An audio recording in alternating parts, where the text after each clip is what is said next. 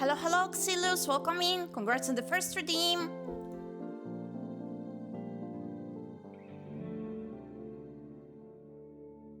The fox is here. Hi, Sime. Hi. We do be dancing, I see. Today we are playing Roadwarden as a certain Sime request, and the game has won the poll. Upon deciding what game to play together today during day it is, we do have this gameplay. So this is the first time me playing Roadwarden. All I know is what Sime did say, that it does have a lot of text and choices. And yeah, that's it. I did read that it does have like RPG, like elements in the game, and yeah, we do have to pick choices and proceed with the story. So I'm gonna play it for the first time today, and I'm quite curious to it. Ready to wandering the countryside. Oh, I'm doing so every day. But yeah, I do be ready indeed. Let's see what this game is about. So, we marvel at the serenity of the forest and crave the shroud of its silence. Welcome to Roadwarden Anniversary Patch. It improves a few stories and bits of interface, but sadly it won't work well with the old saves. We do not have any. I recommend starting your playthrough from the beginning in the newly available advanced difficulty settings. You can choose to skip the opening section of the game. Thank you much for giving my game a chance, for your bug reports, editing tips and gameplay suggestions. Thank you for making Roadwarden what it is now. Oh, Rose. Let's go.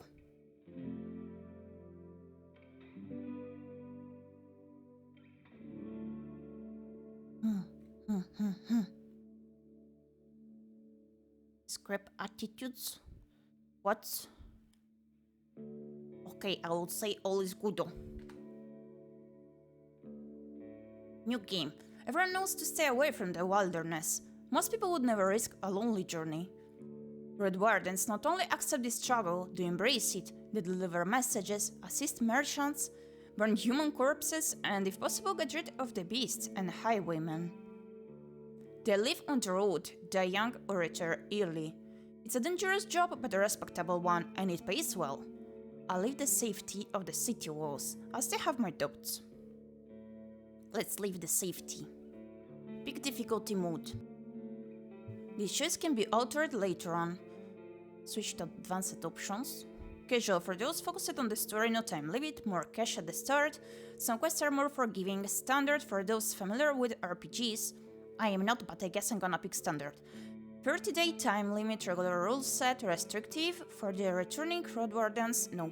Let's go with standard, I guess. Worst case, we're gonna restart. The wall is still standing, there are no wolves around, no stench of blood, good signs. This should be the place you're looking for. You were supposed to meet with a group of soldiers, but you hear no voices, no sounds of labor. The gate is ajar, but the camp isn't safe. It may keep away the goblins and pubblers, but not beast folk nor trolls, and the night is near. Your palfrey breathes heavily. It had a long day. I could just look for another shelter. I need to look around cautiously. I dismount and sneak for the gate. To the gate, let's peek inside. I get off the horse and enter the camp briskly. Let's peek inside. Your heavy boots hit the ground, and the pain of the long ride finally catches up with you. You stretch out, bring your back and legs comfort.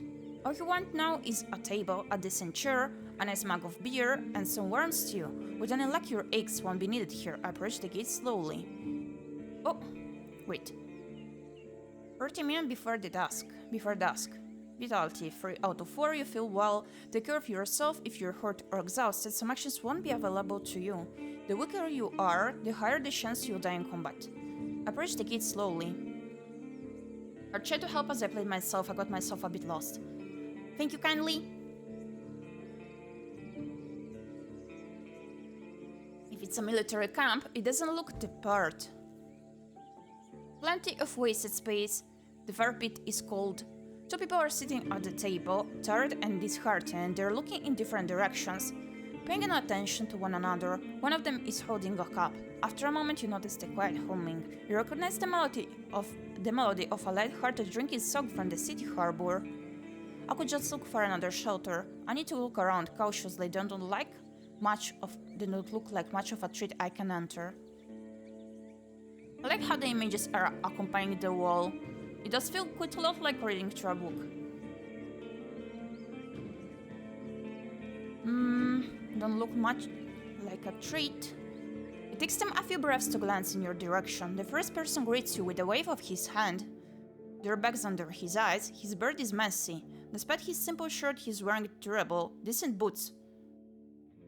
Take care of your bird, you bearded one. A mace with a head covered in iron hangs at his side, but he doesn't reach for it. I took a look at the second soul. Just like you, she's wearing a gambeson, but hers is a bit loose, as if she took it off a corpse. Her head is shaven, as if she's protecting herself from flesh-eating bugs. Her eyes are wary, yet kind. She smiles. Considering the squad was sent here half a year ago, these two surely look the part, though there should be more of them. 8, you believe. Let them speak first. I asked them about their lieutenant. Let them speak first. It's nice to see an unarmed traveler in this godforsaken shit. Makes me just a tiny bit hopeful. The birdman's voice is strong yet timid. You'll be staying the night with us, I guess. All soldiers, he and I, as the armored woman. Her voice switches from half asleep to relaxed. We'll do our best to keep the camp safe, but if you were to take the first watch, it will be a huge help. Travelers ought to help each other, wouldn't you say? You think for a moment to fully rest, you'd need a good sleep. I'm exhausted. The man looks away, if you say so. So better keep your eggs nearby. The nights here can get spooky. I'd say sinister, though the soldier snorts. Ask them about their lieutenant. You wonder how to phrase your question. Whenever you meet new people, you can influence how they perceive you by selecting one of the attitudes. Friendly, be supportive and cordial. Playful, use a joke or a witty comment. Distance and hide your emotions. Intimidating, hint at a threat. Vulnerable, be sad, tired, afraid, or hopeless. Friendly, I was hoping to meet with your lieutenant. Could we talk for a bit? The woman lets out a loud sigh, dusts off her gambeson, and steps toward you. She pays little attention to the sword at her side. We most definitely can, you and I, though holding this rank is still somewhat new to me. Are you a messenger? Did you lose your mount? She observes you with curiosity. Or are you looking for help?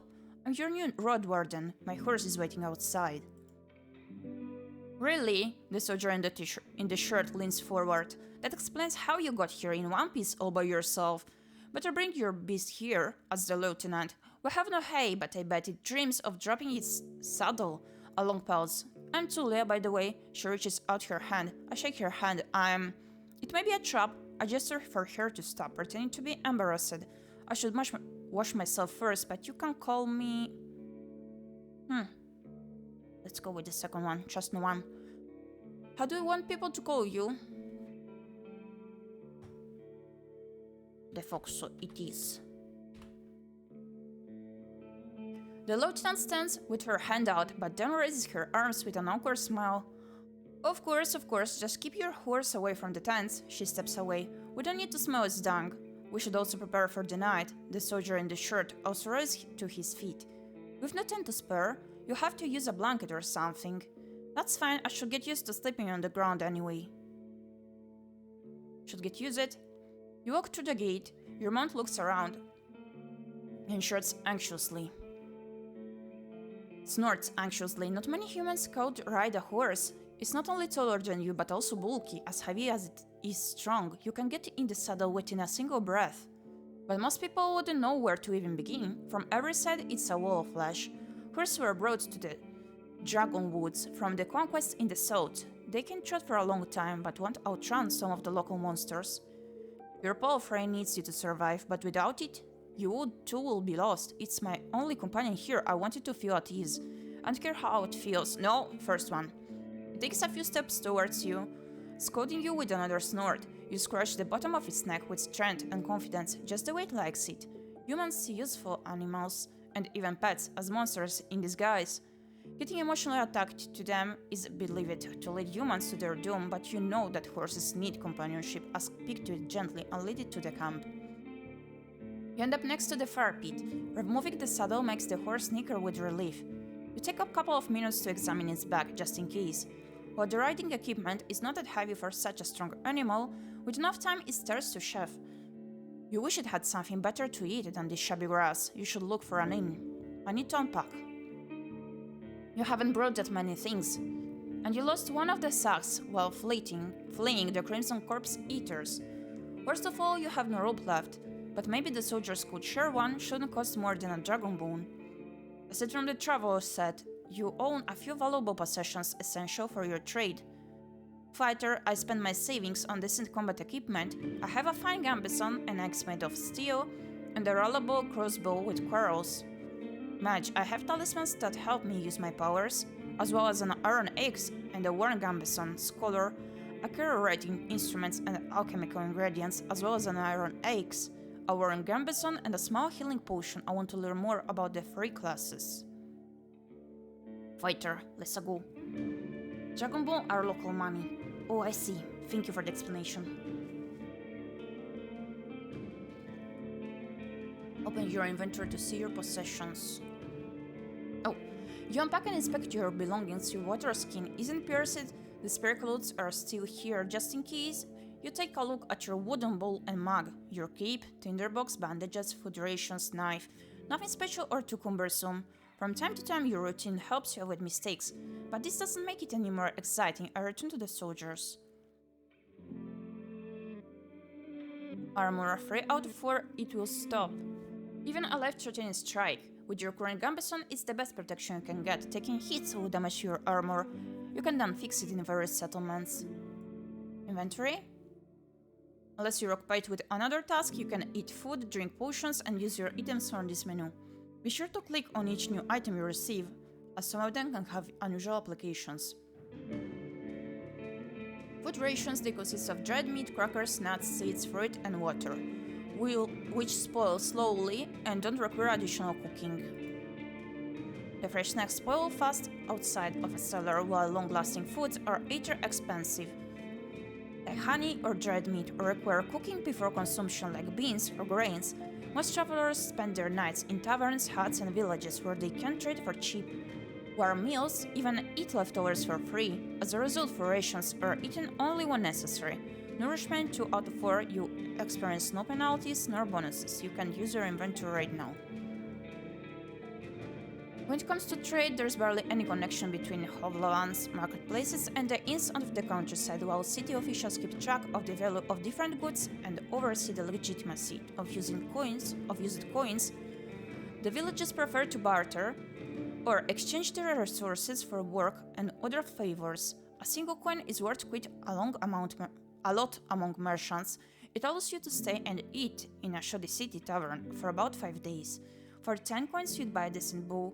For 20, a sword, and for 100, a squad of mercenaries will be willing to face a family of trolls. Equipment: a gambeson, a defensive jacket made of linen filled with rugs, is the cheapest type of armor, yet surprisingly effective and as a result very common. The travel set, your sacks contain all sorts of useful tools. Weapons: a well-crafted battle axe. Traveling with an axe shows that you've learned how to fight humans and human-sized monsters, while having a weapon made of steel makes it clear that you're someone to be reckoned with. A crossbow, difficult to make and valued for their usefulness. Crossbows can be used even by an inexperienced traveler and can pierce most skills and armors. Okay. From time to time, your routine helps you avoid mistakes, but this doesn't make it any more exciting. I return to the soldiers.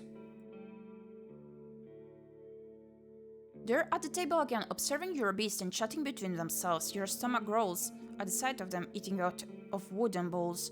There's no meal for you, but you can sit down on a tree log. I take some of my own rations. I don't want to eat with them. I sit down and ask Tulia what she can tell me about this area. Second one. She's focused and chooses her words carefully. She looks away only when she gathers her thoughts. I can only say as much as I know, and that's not much. She nods toward the other soldier. As you can see, there's not a lot of us left. At the beginning of summer, there were 8 of us, including our previous lieutenant. 5 are dead, 1 has run away in tears. What the hell? We're also strangers in this land, asked her companion. Any piece of information may help me do my job. Keeping your stomach full will make you stronger. Starvation won't allow you to restore vitality while resting. You can find your supplies in the inventory. Okay. But I cannot use them. What do? Any piece of information may help me do my job. The man leans forward, his legs shake nervously. He sounds like a kid asking a bird to sing one more story, tell a joke or do a magic trick. Whatever it takes to escape from boredom, his untrimmed bird hides a much younger face than you originally thought. What did the officials tell you? I expect not that much. No soul governs these lands. I share what I consider to be relevant. What I've discussed with the officials should stay between me and them.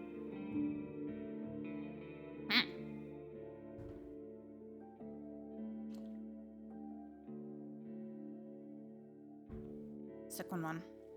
You think how unprepared you are for this task, since the area is too far away from ⴰᴏᴅᴇᴏ to keep it under control. You were warned that it's untamed and unknown. Who knows how many villages, bandits, or monsters may be found in these unmapped hills and forests. It's a place of both danger and opportunity. A great realm to spend the rest of summer.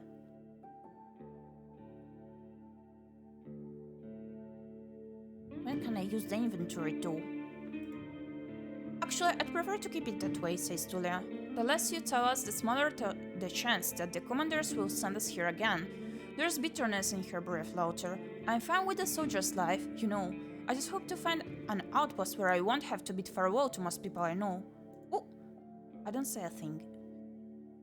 The lieutenant drinks from her cup and crosses her legs, ankle on knee. Seeing her chair makes you doubt she'll ever find a comfortable position. Where should we start? What should I know about the peninsula? Any ideas what happened to the previous Roadwarden? I lost my rope. Could you spare one? What happened to your squad? Tulia, how did you become a lieutenant? What was your squad's mission? Anything I should know about this camp? What? If you were me, where would you go next? Before I continue my journey, I need to ask them about the peninsula, the Roadwarden, and the rope. The rope. You unlock she heads toward one of the crates and moves aside a large linen sack. Revealing a rope, she brings it back and nonchalantly sits down in her chair. Take it. I was planning to leave it behind. I take a closer look. A fine rope, a regular rope made of hemp fibers. I take it and offer some food in return. Tula leans forward and rests her forearms on her thighs, looking down with clasped hands, then meets your eyes. I'd normally refuse, but we need some decent food. Every day I'm searching through our growths, looking for worms and putridity. We forage, but it's not a great spot. Some food rations will brighten up a foggy day. For now, he'll leave the rope on the table. What should I know about the peninsula? And it is what happened to the previous Roadwarden? Tula takes a deep breath. Aren't you a bit late for a rescue mission? We haven't heard from him for almost half a year.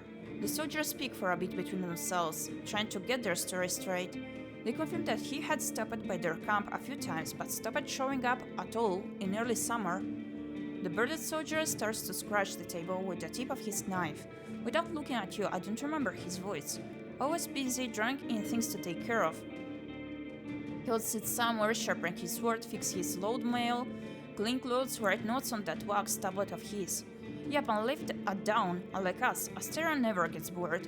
Tula lets out a jolly chuckle. He's secretive, but some of the locals speak about him warmly. Maybe he just doesn't like us. Sounds like you're not sure if he's dead or not. If anyone knows, they won't tell us. Maybe someone is keeping him in a basement. The man curses with passion. We haven't seen him or his Saurian. Something ate them, I bet. The officials have hurried you, right? They don't expect him to return. Richer Roadwardens often use four-legged, meat-eating Saurians as their mounts. They have to be tamed and trained since they're hatching, but unlike horses, can easily defend themselves from many monsters. What are Saurians? At least your palfrey is fast and reliable and won't suddenly sink its teeth into an innocent passerby. Do you know what he was looking for? Maybe he left you a message. The game is a bit on railroad until you quit this camp. Oh, I see. Neither one of us had any insight into his dead links, says Tulia. My predecessor left me no clues. We also took a look at Asterian's staff. Wait, she raised her open palm. I almost forgot. Rogor. She stands up and heads to a nearby tent. He has kids in a village near ⴰᴏᴅᴇᴏ. I was planning to take all his things there, a pouch, a second spear, a decent bow, some potions. Quite a treasure. She glanced at you, but I would much prefer to bring them the truth about their father. So you want me to find out what happened to him in exchange for his stuff? Here's the catch. She dusts off the hilt of her sword. We've hired a messenger to ask the commanders for further orders. Since she hasn't returned and you know nothing about her, she either ran away or something happened to her. She says with resignation, we are meant to stay here until fall. What do you think? Come see us, tell us what you've learned about the man, and we'll get back to ⴰᴏᴅᴜ together? Even more people disappearing. You think about your real mission. You're planning to return to ⴰᴏᴜᴜ in the early fall anyway. If he's alive, don't think he's going to be happy about me taking away all of his possessions. Too bad he's considered dead. I doubt he'd begrudge you anything. And who knows, you might just find his shell lying on the roadside tomorrow. He wore a smile, used a spear mostly, maybe 5 feet tall but stout. Long red beard, short hair, pale face, early smiles. She glances at her companion, but after he has nothing, she sits down and stretches out her legs. So find out what happened to him, dead, alive, left, just let me know. Julia, how did you become a lieutenant? What was your squad's mission? The lieutenant looks into your eyes. You know, they usually making the road safe, keeping people alive. I explained that it may be important for me to know what they have tried to accomplish. I can't really tell you. You sense no hesitation. Do you have any other questions? Okay. She doesn't trust me enough to tell me about her squad's mission. Before I continue my journey, I need to ask them about the peninsula. Okay. If you were me, where would you go next? Anything I should know about this camp? The story is brief. Some merchants built the camp to have an extra stop for mules and donkeys. Just between the inn and the southern villages, there's plenty of grass here and a pond nearby. When the peninsula grew more dangerous, the camp stood abandoned, from time to time serving as a shelter for travelers. The bandits came here in spring, further paralyzing the exchange of information between the northern and southern settlements. Since this highway are no more, the situation may reverse. Time will tell. You can sleep here whenever you want, the man concludes their tale. So don't expect to wake up without pain in your back. What should I know about the peninsula? What happened to your squad? The man shrugs. Bandits happened, and monsters, a strong band too. His companion chips in. When we got to the peninsula in spring, we saw some people living in this camp. The lieutenant decided to avoid it and look for an inn. We had to travel through the night for a bit. The bearded soldier scoffs and crosses his arms. But she carries on. If he had decided otherwise, we would all have died that day. The innkeeper explained that the camp is a trap, that the armed ones pretend to be soldiers, stay there at night, lose everything you have. Sounds like slave hunters. Tulia says, very much so. They killed some and took others away who knows where. They were letting the northerners go, hoping to avoid their wrath. It kind of worked, adds the soldier. We asked them for help, but they refused. We had to clear the entire camp on our own. And that's why 3 of our people died. Don't exaggerate, it's not like the lieutenant didn't make a mistake. He wanted to get rid of them and take over their camp, but we didn't know our enemy well enough. We were outnumbered, and they had an ice mage among them. She looks at you. At least we cleared the road, saved lives. You mentioned monsters as well. Nothing that will surprise you. Those of us who survived the skirmish were young. Didn't experience it to spend the summer in this place without a good leader, and they didn't trust me. One of them got caught by a trend. Another one ignored my orders to perform some sort of a ritual hunt, so a wearer tore her to pieces. Ouch. The last one tried to act tall, didn't tell us that he had cut his hand while cleaning his gambeson. She let out a ghastly chuckle. We had to cut it off, and he was so ashamed that he decided to walk north, find a new life, disappear. Idiot.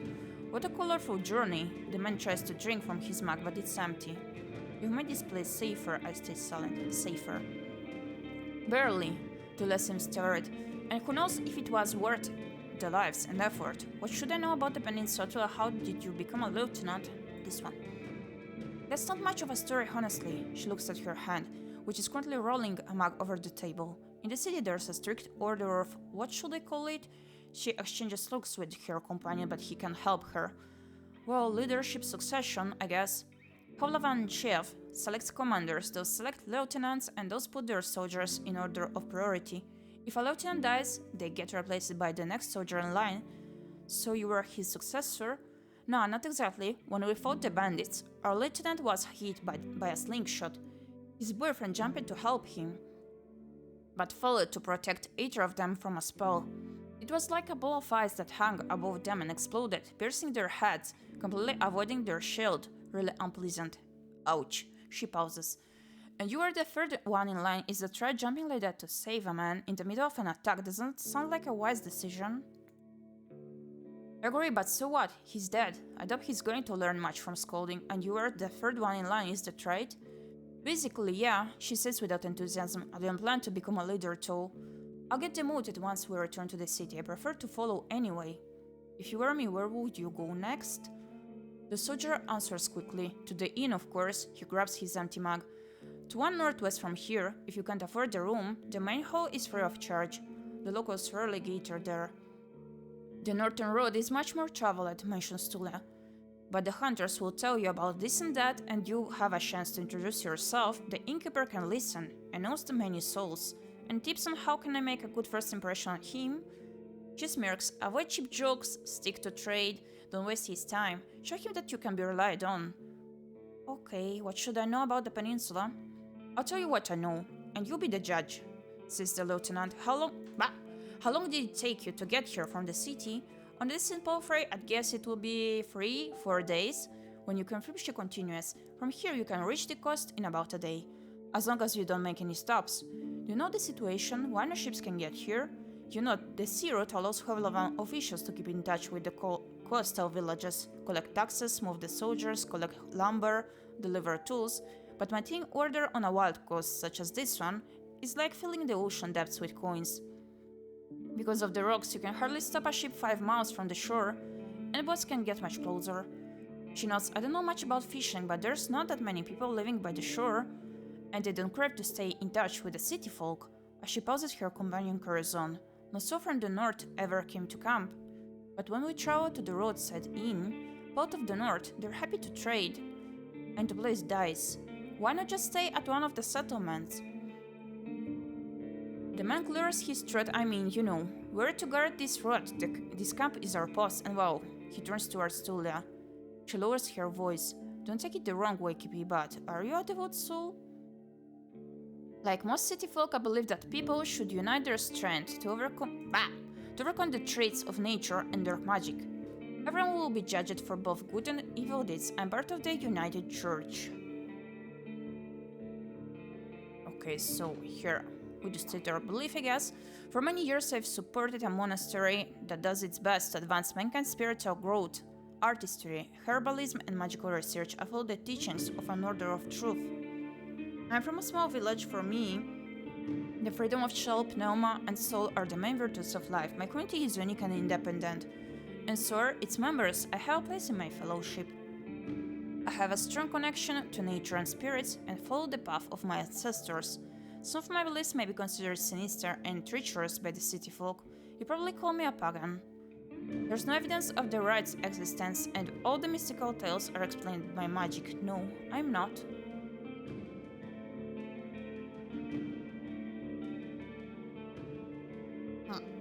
United Church. A fellow unite, the man smiles. Though in this land, it won't bring you much good. At least we can discuss the topic freely, adds the lieutenant with a barely visible smile. Let's get into it. The people here are disquieting. Every few words she taps the table with her finger. Their traditions won't help them negotiate with the officials here. She starts to draw lines with her index finger as if she's pointing at an invisible map. The peninsula is connected with roads, like a big circle. In the northwest, you'll find a word village at a bog. It's not exactly pagan, I don't think. It even has a priest who claims to be an hermit. You know, she means a fellowship. They do crazy shit, her companion chips in. They use the dead to cut down trees and dig in soil. Once I saw it, I begged to never return there. I see. You heard tales such as this one. Since you were a child, if an isolated settlement manages to survive without a city's influence, its customs and traditions grow more and more alien. Every generation learns how to adapt to the dangerous conditions they have to deal with, and the rustic pagan traditions muddy the river of fate. The United Church often warns its members about the crazy druids, necromancers, and blood mages. The bringers of doom, the traitors to humankind, were you able to speak with these necromancers, and how about the East? Any monster worth mentioning? Anything that could catch my mind? That's all I need to know. Monsters? We saw all sorts of beasts the man starts to count on his fingers. Goblins, dragons, cats large and small, runners, howlers, wolves, specked boars, mufflon eaters, griffons, but we managed to stay away. Some could catch up with most mounts. Tulia glances at her companion too. Palfrey should be fine. The trees are so tall that the flying creatures keep to coast and mountains. There's not that many humans around, and the animals are busy fighting among themselves. They fight more for food than territory. The soldier cracks his knuckles. Don't provoke them and ride fast, just count on luck. Were you able to speak with these necromancers? You can see why we were not eager to go there if we could avoid it. The lieutenant chuckles. Maybe they'll be more welcoming to a Roadwarden. The roads are dangerous, with little to no shelters. People need your help. The man in the shirt turns a bit and points a finger to the northwest. If you're heading to the undead village, you'll get on in first and soon. Tulia nods. Part of the north is a safe place. You can talk with the innkeep of the guards, ask them about the road. And how about the east? She stares off across the map. Hard to tell, we went there only once. There are hills, forests, rivers. We saw a tunnel sculpted in leaves and branches, but we didn't enter it. Wilderness all around, that's all I need to know. She nods. I'm afraid we can't do more for you. It's getting late, we should prepare for the night. I agree, Tulia sighs with relief. And may you do better than Asteron did. Stay vigilant. She winks at you, shattering the mask of a soldier. Thank you for your help. Open the archive to read the most recent text. Okay. You go to the barrel and splash water on your face, which makes you even more aware of how much you need a bath. After the night, it will only get worse. Stinky. Your horse is already napping, still too anxious to lay down. I look for a place protected from wind. I use my bag as a pillow, put my blanket on the ground and cover myself with my cloak. Stay tidy to have a better chance to influence others.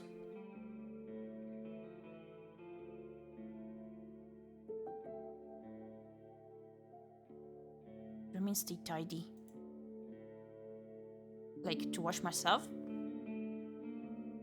You aren't used to sleeping in such harsh conditions, but it's better than nothing. The weather is gentle, maybe you won't catch a cold. Appearance. Oh, you don't stand out from the crowd. You won't get much cleaner without a proper bath. You aren't used to sleeping in such harsh conditions, but it's better than nothing. The weather is gentle, maybe you won't catch a cold. The stars instantly inspire your dreams, both with their splendor and by making you look for patterns and shapes among them. Your job starts tomorrow. I focus on the real goal of my journey. New journal entry, explore the peninsula. The Merchant Guild wants to take control of this realm. Your wardening duties are secondary. First and foremost, you need to explore the peninsula. Learn about the territory resources and trades. Get to know the locals, and if you can, convince them to consider negotiations with Hovlavan, officials and traders. Could the tribes resist the soldiers or be a threat to the priests of the United Church? Are there any forbidden practices that need to be eradicated, such as blood magic, necromancy, robbery, or slavery? At least I have time, 40 days to be exact. I need to be as true as I can. Journal. You need to confirm a note you're editing to save it. Notes are shared across all of your saves.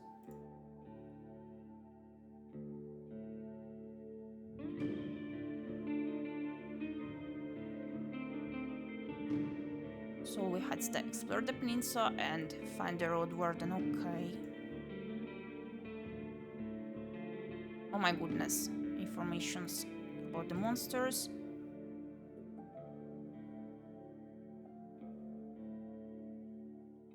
We can place in notes, okay. Issues will help with the different people in the region, no good choice overall.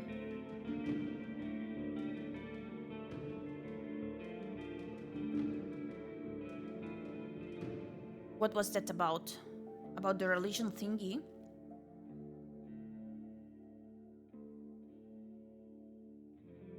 Okay, 40 days. Once you finish your reconnaissance, you should speak with Tulia and return to Hovlavan.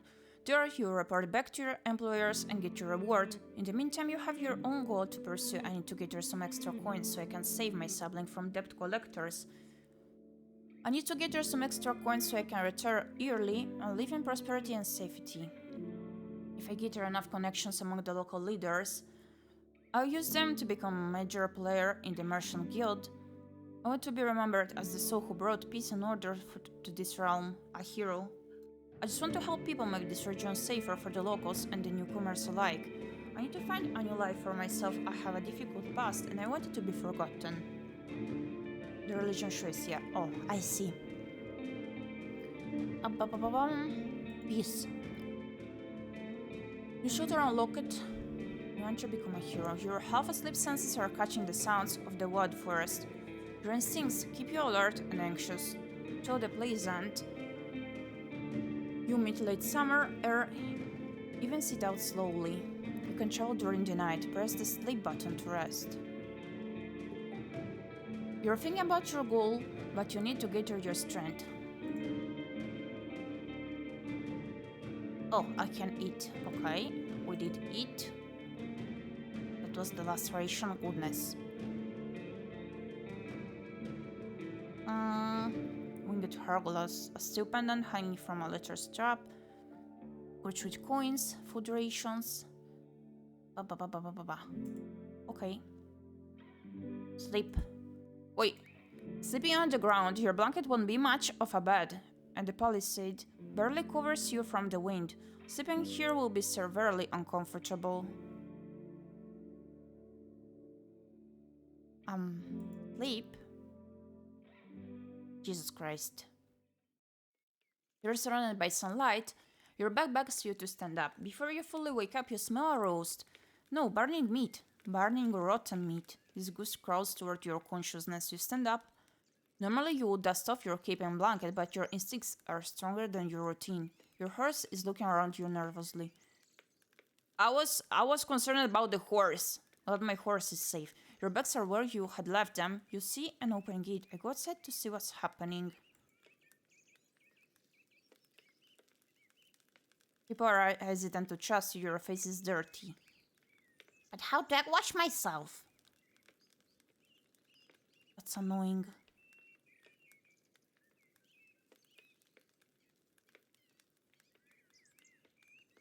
Wait.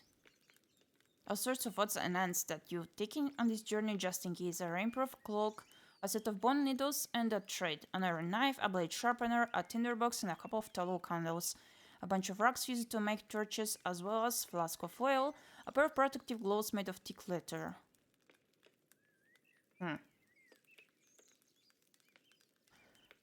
Both soldiers are standing near a humble pyre. The man in the shirt looks at it contemplatively. Tule is the first one to address you. Gyepi, she greets you with a nod. We used the horse's manure for the flames, so don't worry about cleaning it up. You see a corpse among the flames. It's impossible to tell if it belongs to a male or a female, but it was an adult. Woo! The burning process won't be over for a couple more hours. A traveler or an undead? The latter, a young one, she looked at the pneuma to understand that she couldn't get inside the camp without climbing. I stabbed her with a spear from a safe distance. She shifts her weight. One more fog and she'd be a real threat. Even now, it took a couple of hits to knock her down. Sooner or later, every human shell wakes up, gaining more strength with each soul it devours and each moment it spends in the fogs. Burning the dead is not just a religious practice, it's a necessity. Soldiers, priests, village mayors, even roadwardens, making a large pyre takes a lot of time, but it saves lives. Tulia calls this undead a she. Most units hesitate to do so. Time for me to leave. Me leaves. So enough. Running away from the rig, huh? I don't blame you. She walks with you for a few steps. Find us here if you need us, or if you learn what happened to Asterion. There's enough ground here for you to rest. Safe travels. These words make you stop. A note for a while, mock it in a number of songs and tales, but yet you hear no scorn in Tulia's voice. You wonder how many acts of kindness, like this one, you're going to experience in the days to follow. She returns to the pyre. I prepare myself for the journey. Use travel button to see the map and move to another area. Okay. You gather your equipment and spend half an hour warming up and preparing your mount, double checking the buckled straps. You put on your gambeson and make sure that your axe is tightly attached to your belt. Then get in the saddle, the palfrey knickers, ready to leave. It's time for you to get to the crossroads north from here. I need to ride north. I clean myself. That's annoying. Travel. Travel forward to continue your journey. Once you're done with the north, speak with Tulia to return to Hovlavan. Item shot or map key.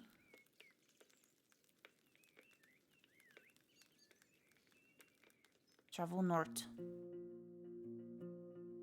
Oh, okay. Even at a later hour, you wouldn't expect to meet any travelers in the valley. The warm summer breeze lures your mount forward, but the serene chirping of birds is quickly replaced by the distracting screeches and gurgles coming from farther down the path. You soon find the pack of four-legged griffons. They're larger than foxes. Larger than me? Impossible! Emerge the features of birds and furred beasts. Each one is of a different size, coat, and colors, and their temperaments are just as varied. Their fronts are covered with vivid features, while their rears have darker fur. Their wings are massive, making them impressive jumpers, but they're too heavy to fly. About 2,000 beasts are yelling, brawling, and chasing each other around, blocking your path. I consider my options. The dice icon marks the actions that involve a random chance. You can't enter the forest blindly. If these or other creatures were to chase after you, the ticket would be the disasters for your horse. There are reasons why travelers stay as close to the main roads as possible and why adventurers move in groups. Usually the safest approach will be to stay where you are and just wait for the pack to get hungry. It may, however, take up to a couple of hours. You're thinking about your conversation with Tulia. You've got a lot to do, and time may be of essence. Force use violence or a direct trait. If you have any vitality points, you can use the warrior's training to access unique interactions. I take my axe and hurry the horse. If we ride fast enough, we should be fine. I should stay here, better safe than sorry. I grab my crossbow. A light hit should be enough to make them scatter. Scary. Better safe than sorry. You can learn more about your abilities in the character sheet. While you're observing the griffins from a safe distance, you allow your horse to graze for a bit. Occasionally you see other smaller animals, but you spend your time undisturbed. After more than an hour of waiting, two of the larger beasts engage in what looks to you like a savage combat, but you result in merely knocking one of them on its side. The defeated griffin stands up completely unharmed, grinning its feathers bashfully while the champion walks away proudly. Followed by the other members of its pack, they disappear among the trees. I'm ready to move forward. The issues can be good or bad, basically. Change your luck. Keep track of your achievements as your journey unfolds. The road splits. According to what the soldiers have told you, you may find a safe inn by turning left. The forest to the right is lush, and the trail overgrown. Kids used to have this song. How did it go? The harshest pathway leads to the Dragon's Lair. Those who search for treasure, do you truly dare? The signpost in front of you doesn't make your situation much clearer.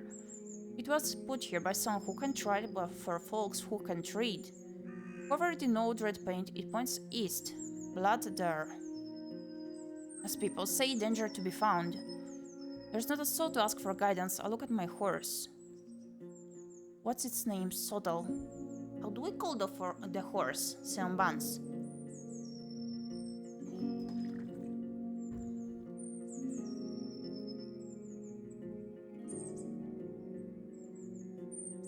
Bubble. Sweet. Let's go with Bubble.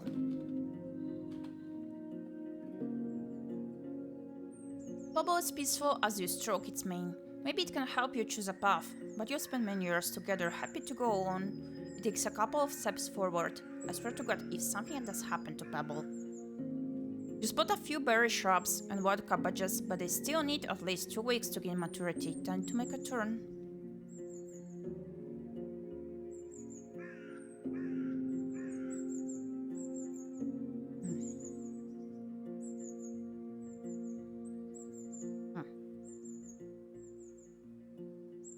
Travel.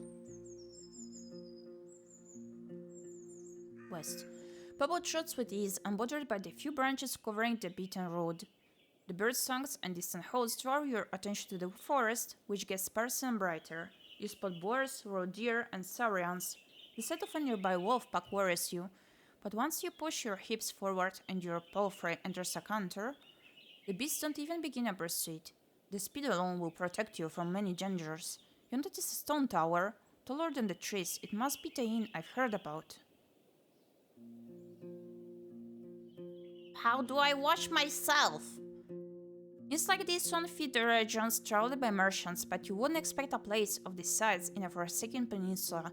The stone lumber must have been transported from far away, and the workers, guarded by expensive mercenaries, surely lived for many seasons in a primitive hamlet, subsisting on salted supplies. There are simply no cracks in the wall, and the building was whitewashed only a few years back. The road is wide and beaten. Dozens of souls could hide, if not in the buildings, then at least in the yard.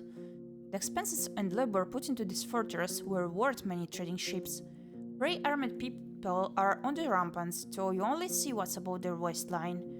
They're leaning on the parapet, right next to the gate, and you think you notice a glimpse of a smile.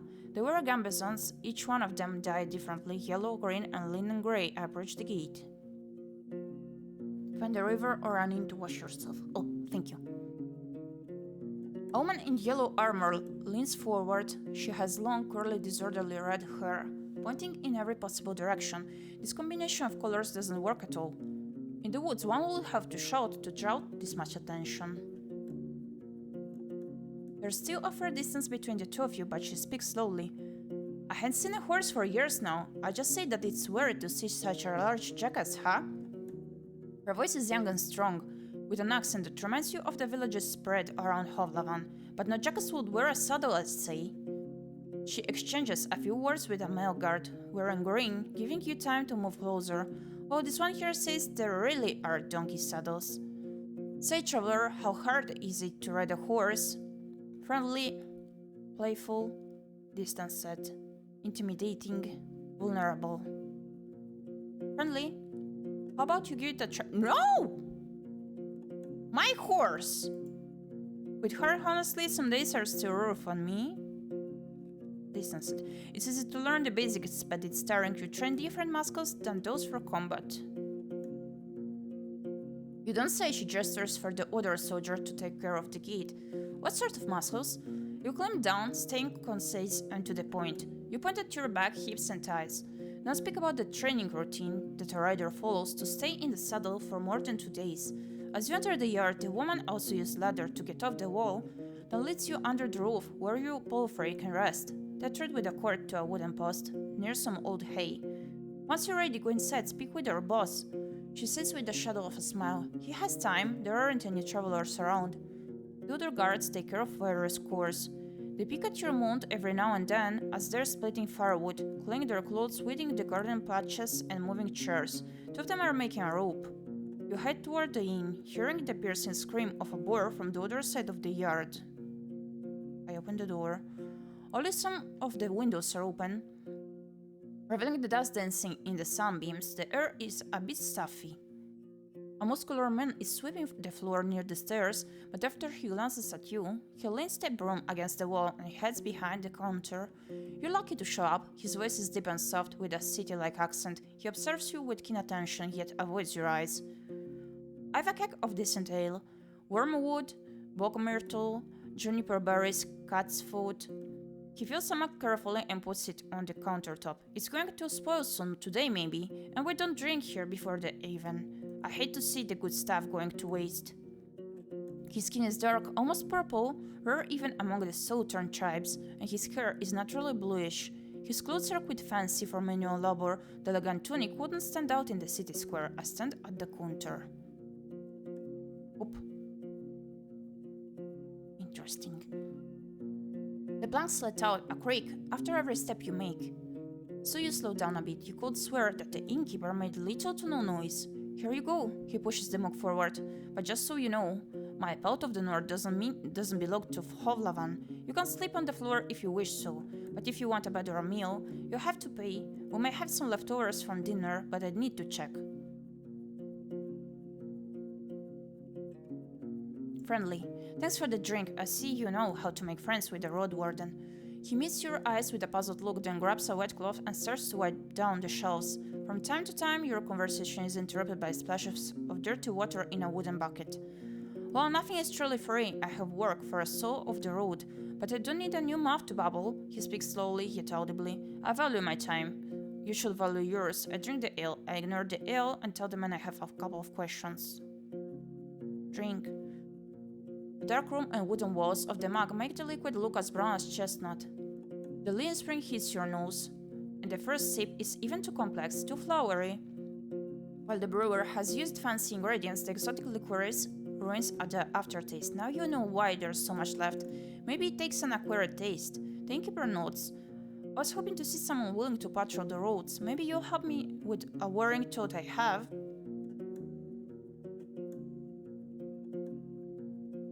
Which is, there are big brigands in the woods. Our place is a stronghold, so I'm not afraid of an open strike, but they've gotten more active in the last 2 years. One day they may steal our force, and I've no doubt they're the reason why merchants come here only once. Having bandits around gets expensive. He rubs his hands together, camouflaging his paws. I want you to reach ᴰᴏᴜᴜᴜ. Northwest from here is the largest settlement around.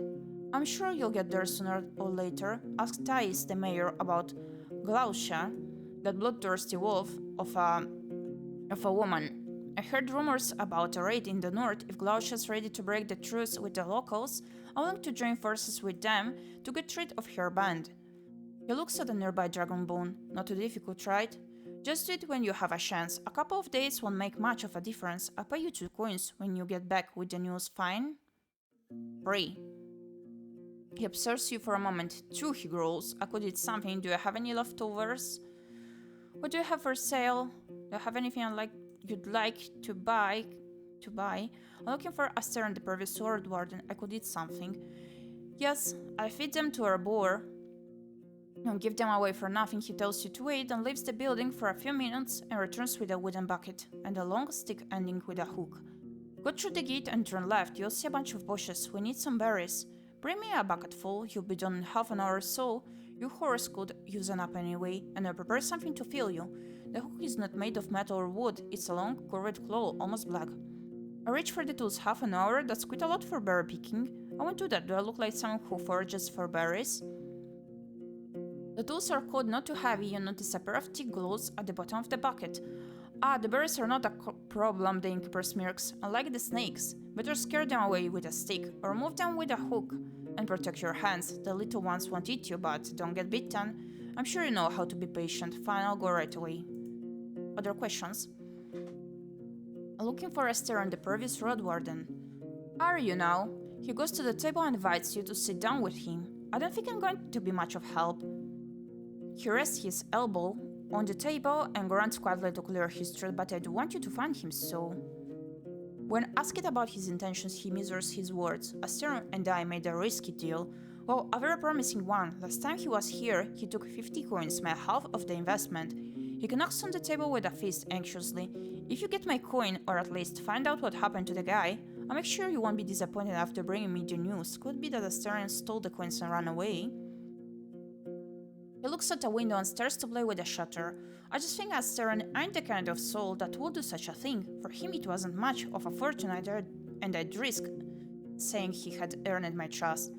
Not only mine, you know. It's easy for a Roadwarden to make connections. He always had places to go, things to take care of. He rubs the table with his thumb, as if trying to clean an invisible stain. I've asked travelers. I've set a couple of my pals to find him. No real news. I know he stayed in White Marshes for a day and was meant to do something for the people there. It's a village in the northwest. Just stay on the main road until you reach the bogs, then enter them. You might get there before dusk, so let me know once you find anything, and we may yet return to this whole investment thing. I'll think about it. What can you tell me about the peninsula? What could anyone say? This place doesn't even have a name, unless there's an old book in an archive that no soul knows about.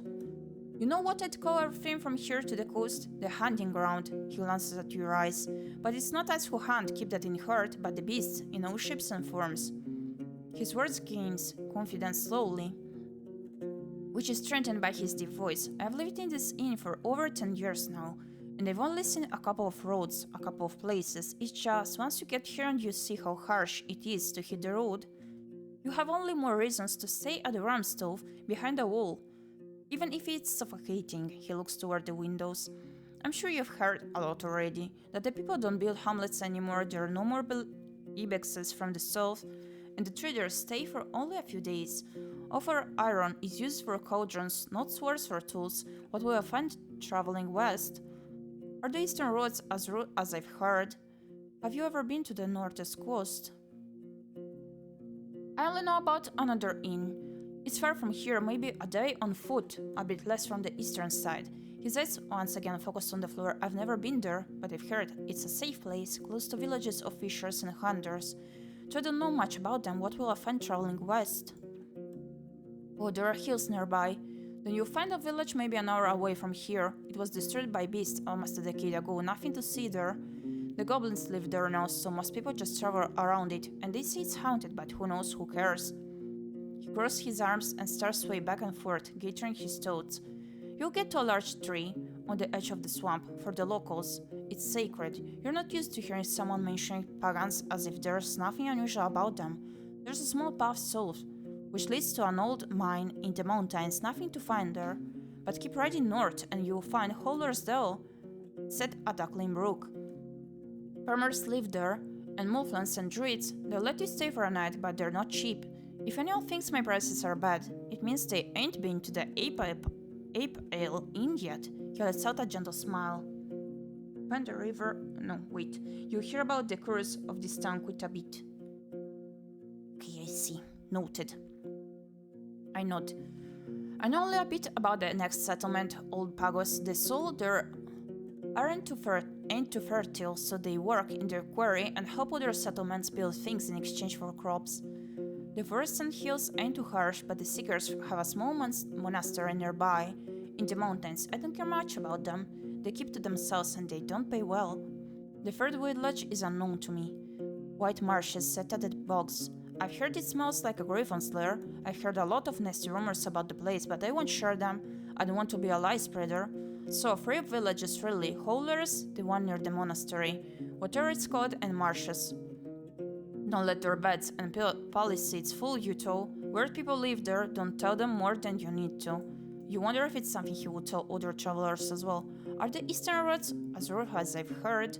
Pretty much, don't leave the main road, I'd say. Not so far from here, you'll find an old dolmen. A few of my people had to spend a night there. And monkeys stole food and goats from their bags. It was their fault. One of them had fallen asleep in the middle of his watch, but you know, the eastern forests are wild. The roads are rough. Almost no soul lives there. One day, all these roads will be swallowed by the trees again. The furthest my team has ever gone was the home of the enchantress. Just stay on track until you reach the crossroads right near an abandoned watchtower. From there, turn east. You recognize the place. It's a nice home in a lonely meadow. Surrounded by a wall, he looks toward the closed window, then at you again. Kind of like our walls, but simpler without coating. She lives as a hermit, Eudocia. I don't even know how she survives there, but if you don't have the same coin, you won't find much there. So back to the crossroads. If you turn left instead, you'll see a road. People stay away from it. It connects the tower and the monastery, a shortcut between the two sides of the peninsula. I was warned by the locals not to use it. It already belongs to the beasts. Okay.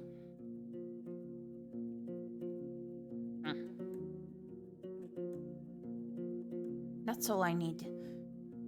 What do you have for sale? Do you have anything you'd like to buy? About Glaucius' band? He freezes, observing your hand silently. He wants me to get the answer from the mayor of ⴰᴜᴜᴜ. I'm on it.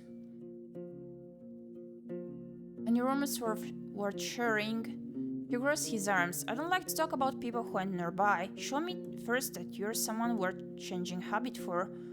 What do you have for sale? Do I have anything you'd like to buy? And you expect to find any of this size in a place such as this. So you know a thing or two after all. His mocking tone is soon replaced by a gentle smile. It was built long before we arrived. It didn't work out well for the previous owners. Once the war ended, they left. Not enough travelers, bad trade, the villagers stick to themselves. We, however, came prepared, and now we're prospering. When you ask him how they can afford all the supplies, he runs his fingers through his dark hair. I'm not against running an inn, but we don't rely on guests. We're the ones doing all the trading. My hunters are a clever bunch and stay safe in the forest. In exchange for furs, clothes, and bones, we get what we need and more, both from the south and the north. He relaxes in his chair. We have a good life here. We spent a whole lot on armor, crossbows, lumber, spears, but in another 10, maybe 20 years we'll have enough savings to move to Hovlavan and not work for another day of our lives. We take risks, but smartly. The team is stronger than ever, and they have big plans for us. It's surprising to find a purple-skinned man so far in the north. Is there a good story behind the inn's name? I mean, there's a story, but not a good one, he clears his throat. For years, I wanted to have an inn called Pelt, but in my city it would be in bad taste. Taverns and inns named with a single word were cheap, had a nasty reputation. There was the Claw, and Mugger, Basilisk, and Blissful, I think. The good places used at least 2 words. Empty Barrel, a Rose and a Helmet Empress, Smile, Pighead was the exception. It was a real dive, he chuckles. In my soul, it's still just a pelt. Pelts are what we came here for, and what will make us reach our goals. It's surprising to find a purple-skinned man so far in the north. Let's try that out. I haven't seen a soul looking like this since my ma died, he shrugs. It's not a fascinating tale, let's just say I wasn't a part of the invasion. Yet I'm glad it freed all those who were shamed by the cities and their corsairs. He looks at the wall. I'm Yazon, by the way, but I rarely hear the name. I return to my other questions. What do you have for sale? Do you have anything you would like to buy? You pull out some items, but the innkeeper shakes his head. I don't need those, nor could I sell them to anyone. I'd rather make coins than waste them. So bring me something of value. I pack my things. Different traders are interested in different goods they will purchase. Only some of the things you have to sell, and their offers may vary. I pack my things. Give me a second, some months. I'm gonna open the window since it's getting dark here. Close it to the sun before.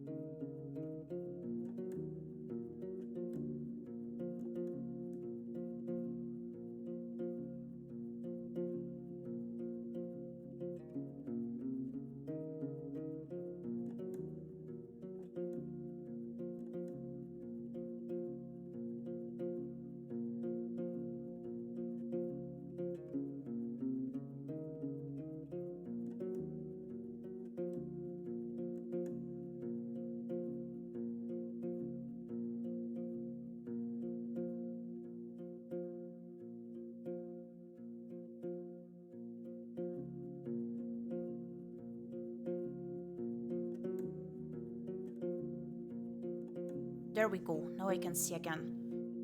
So... he doesn't trust me enough to share any gossip, that's all I need to go outside. You step outside, Bubble is moving around slowly.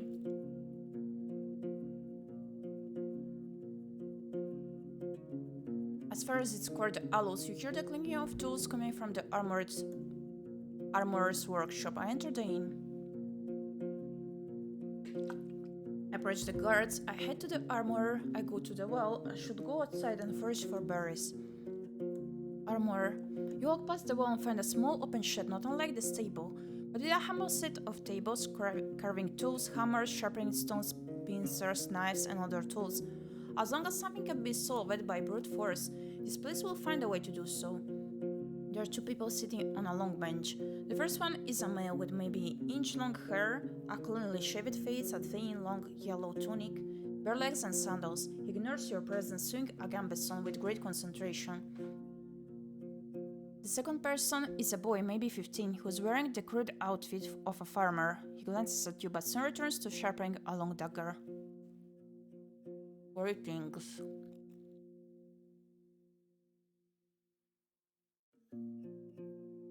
The man raises his head, but it's the boy who speaks, focused on his task. He ain't talking. Tell him what it is that you need. The man smiles in confirmation, looks at the piece of garment in his hands, then looks around, shrugs, and returns to you with a raised eyebrow. Maybe not right now, but I may be in need of your services. Could you patch my clothes if they were torn? I look at the youngster. In the trade I see, I leave the shed. First one.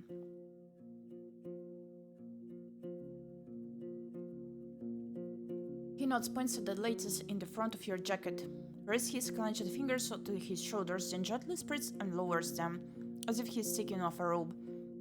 You follow his command and allow him to properly inspect your gambeson. After a few minutes, he gives it back, then reaches for his pouch. He pulls out one dragon bone, shrugs, then another one, and waves both of them in the air, pursuing his lips. He makes a few speech-like noises with his empty mouth, wearing what sounds like, I don't know. I consider his offer. Gambeson repairs, your jacket is as good as this armor can make it.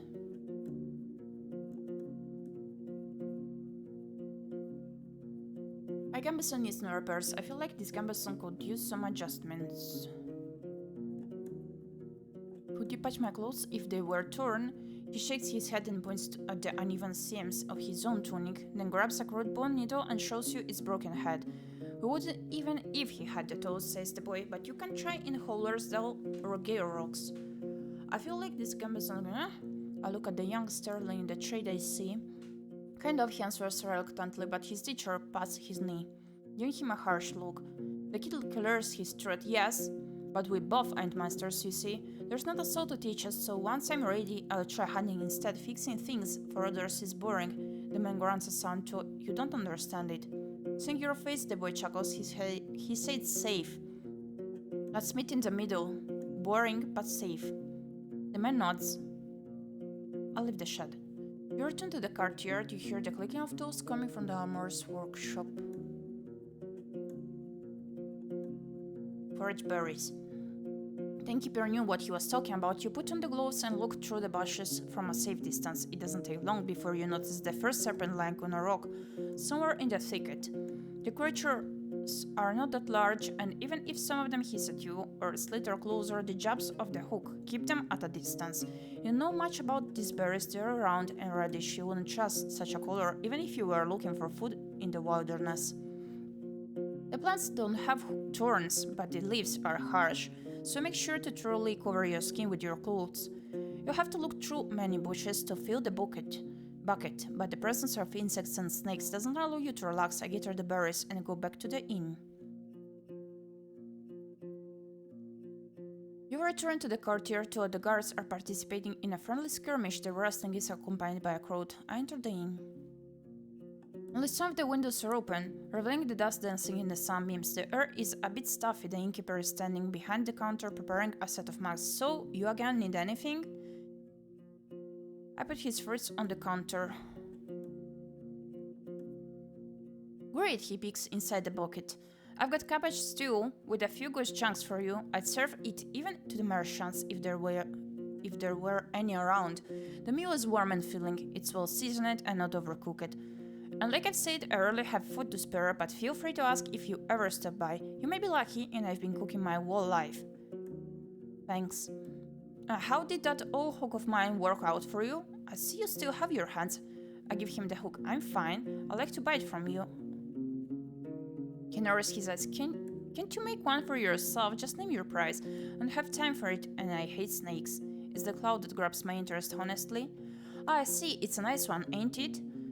My guards once had to get rid of a babbler. You can't really eat them, but their claws and bones are durable enough. So we put them to good use. For a moment, he observes your face. A single coin will be fair.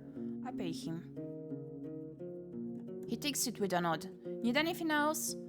What do you have for sale? I can go and pick up a few things for you. Some food for your travels to start with. Apple, nuts, sausage.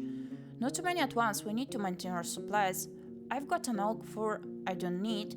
Its bear was caught by a pack of red wolves. Nice for a sleeping spot, just as nice for a wall. An almost untouched bowl of soup, priceless for a traveler. You can tell if he's being sarcastic, made of fine oak ash. Strong too, you should have some better supplies before you start your own bathhouse.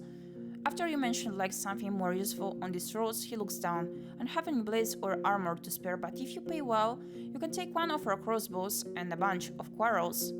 A U-bow, wool cords, and the trigger needs just a little bit of wool. It's as good as you can get without soaking in it in magic. Takes a bit of muscle to draw, but even a 16-year-old could handle it. I once saw it cheap, but I'm ready to give a discount to a helpful ally. Let me take a look at what you have first. Food rations, 3 filling meals that won't spoil anytime soon. Quarrels, a set of 5 arrows for a crossbow. An oak-based balm that burns skin on longer contact. A milk fur. We don't have enough money. Buy the soup. What did I do? Wait.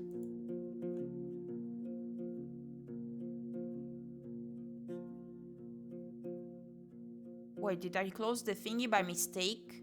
I cannot buy anymore?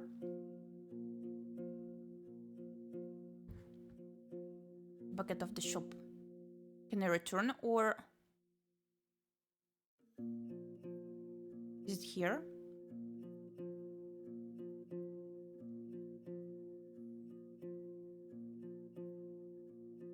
Oh, okay. A box of soup. Stinky. Get the soup to your travel set. Okay. Let's keep the other coins, I think.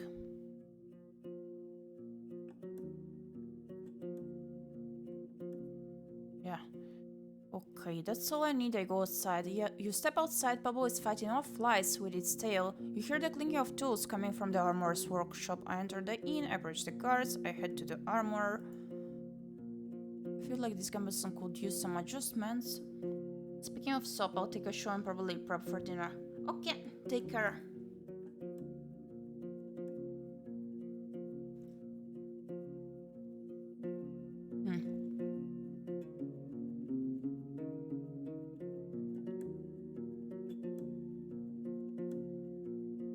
Approach the guards.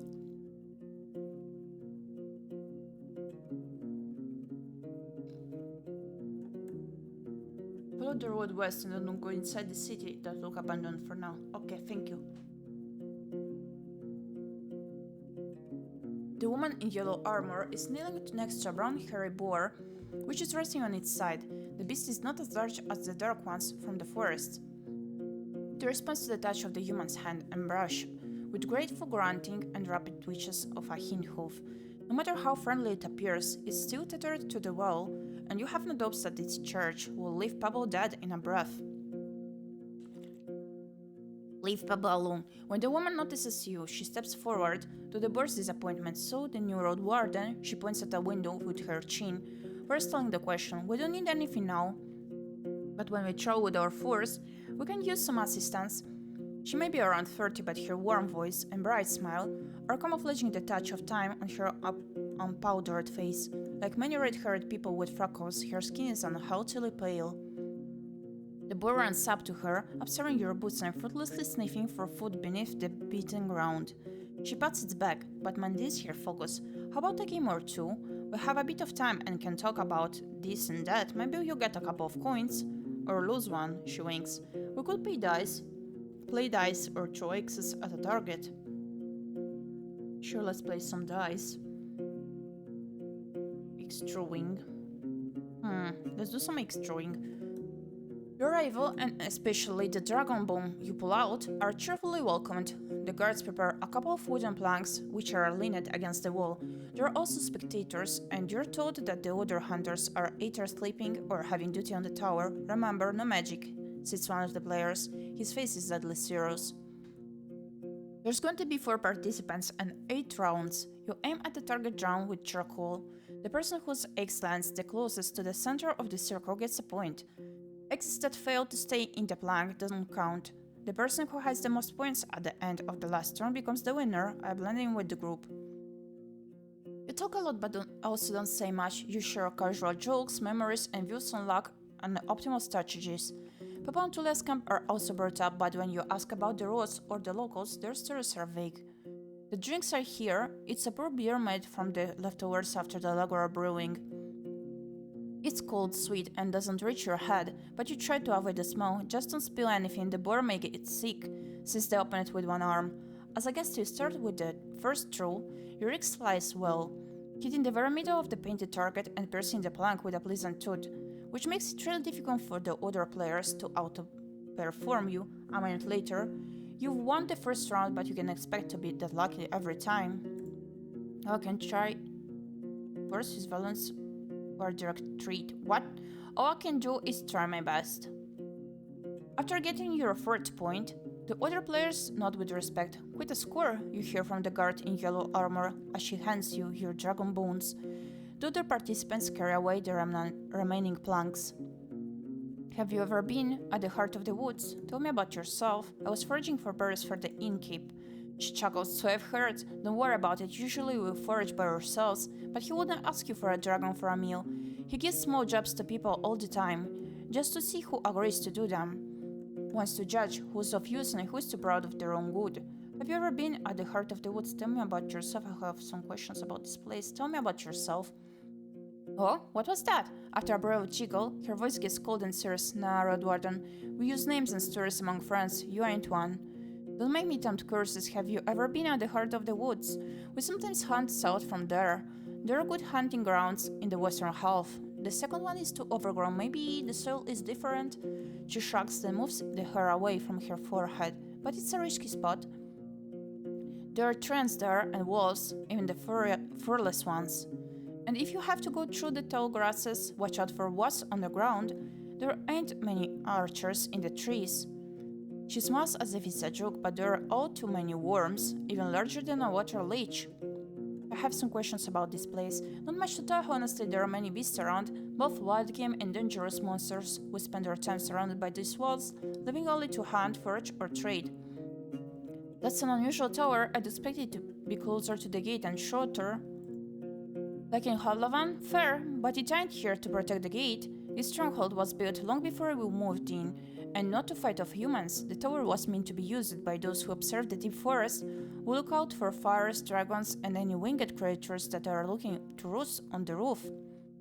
Baldy, she nods toward a man who indeed is completely bald, has a great eye, and sees, well, even in darkness, and interesting creatures living nearby. Ha, here? Everything lives here.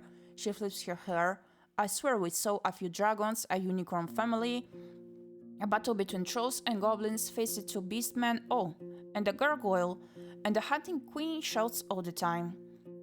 I could tell you all about them, but I won't. She winks and pats the boar on its head. You know, hunters have their secrets. Your group seems to be quite attached to this boar. What do you usually hunt for?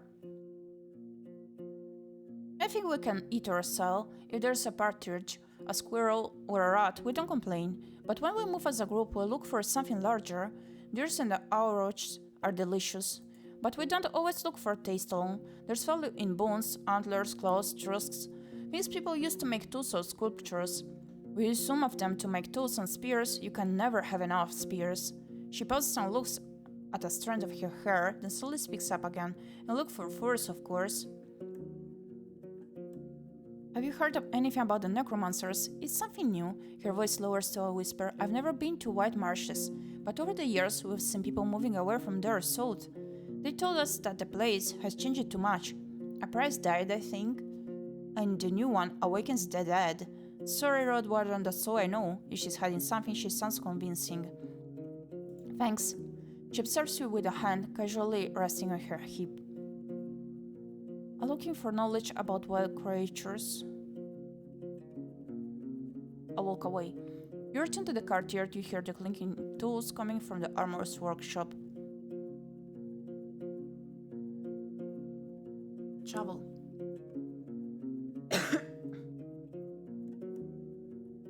Okay, west.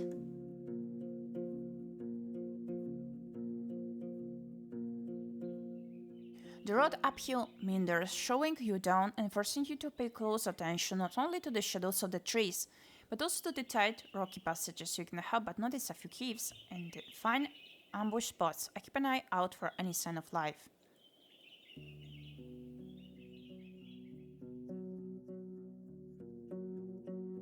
New entry, the ruined village. Staying in front of the gate, you hear no voices, no tools at work, no steps. Dozens of birds live among the collapsed roofs. Their fluttering, singing, and squawking is free of worries. If you want to travel any further, you need to ride around the palisade. Searching the ruins may take a lot of time. The broken gate in the north will lead you to the village. The sound of a gentle river reaches you from the east, where you see a saggy fence surrounding an overgrown pasture. Behind the burnt building in the east, you see an only barren field. Let's see if we can wash ourselves. Approach the building near the field. I take a closer look at the gate and move forward. Where do you want to go? Explore the southwest part of the village. Inspect the fields in the southwest and southeast. Return to the southern gate.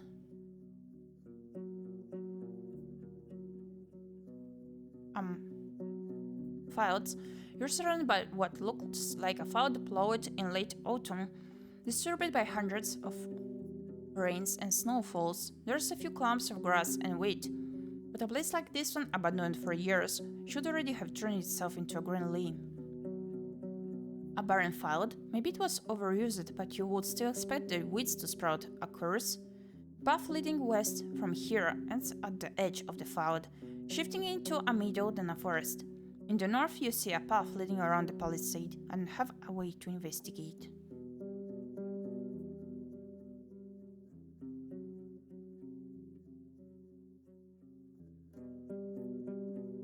You feel slight aching in your stomach. Oh, where do you want to go?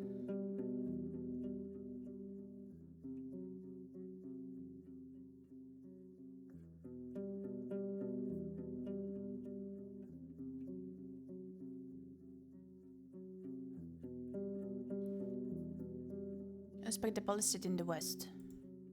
The tracks of human footwear and many more footprints cover the path formed around the palisade's bridge. As far as you can tell, the freshest footprints lead into the village. The wooden stakes spread on the ground are rotten, covered in mushrooms, small flowers, insects, and worms. A good source of animal or goblin food, though you'd expect them to also hunt for the birds and eggs. The meadow in the west turns into a forest quickly. The grasses in the north surround dozens of free stumps, already covered with moss and fungi. Going south, you'd reach a large field, though you don't see any crops. I shouldn't enter the forest, especially not in this area. It's unpredictable. Where do you want to go? Luring in the west. Explore the northwest main square. No, let's go to the west. The meadow is lush and colorful and so dense it's unsafe for a rider. For a couple of minutes, you lead pebble with a rope, avoiding the potential disaster in case of a hoof falling into an animal den. Being forced to travel around the palisade every time you get here is going to be a pain. Most of the tree trunks look similar and have a comparable size. They were most likely planted with the sole purpose of being cut down and used by the locals. To cutting so many trees at once, that alone could provoke the wrath of the herds. Such a process should be spread across a couple of seasons. And you can be sure that was the case. In the west and north, the clearing turns into a wild forest. In the east, you see a road leading north. I'll leave the clearing. I go to the road leading north. I explore the northwest part of the village. I go to the main square. Southwest, turn to the barred fields.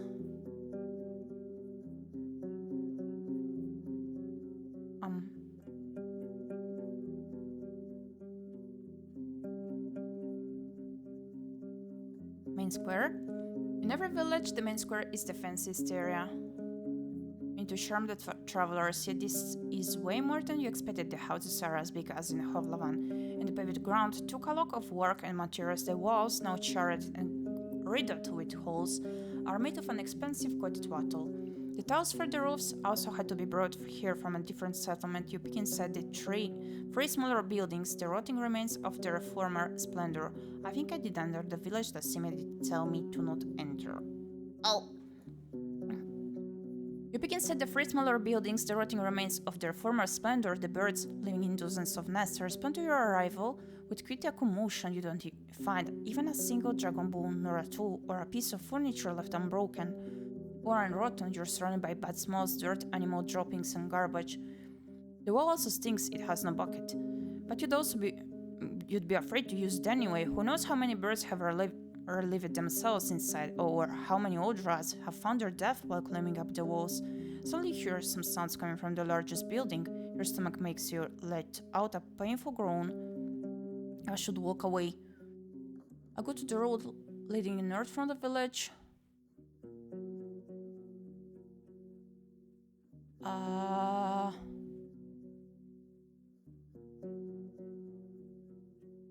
Southern Gate. The broken gate in the north will lead you to the village. The sound of a gentle river reaches you from the east, where you see a saggy fence surrounding an overgrown pasture. I approach the building near the field. I take a closer look at the gate. I move forward. Your stomach makes you let out a painful groan. Where do you want to go?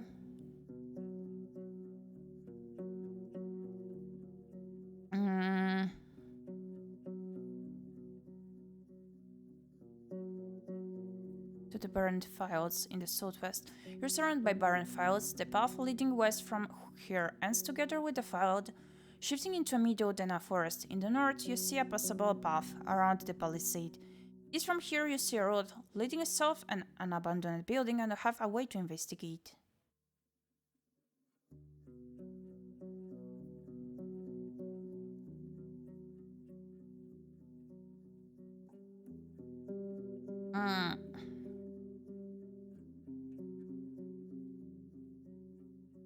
Southern Gate. The broken gate in the north will lead you to the village. Take a closer look to the gate. The palisade is in good shape and the entrance wasn't even touched by the fire. It was torn away, possibly thrown. The amount of used force must have been huge, but you expect that it would push the gate into the village, not away from it. You don't see any more marks of a dragon bite. A troll could toss such planks, but after so many years you see no paw prints. A mage, you can truly tell. I move forward. Road leading north from the village.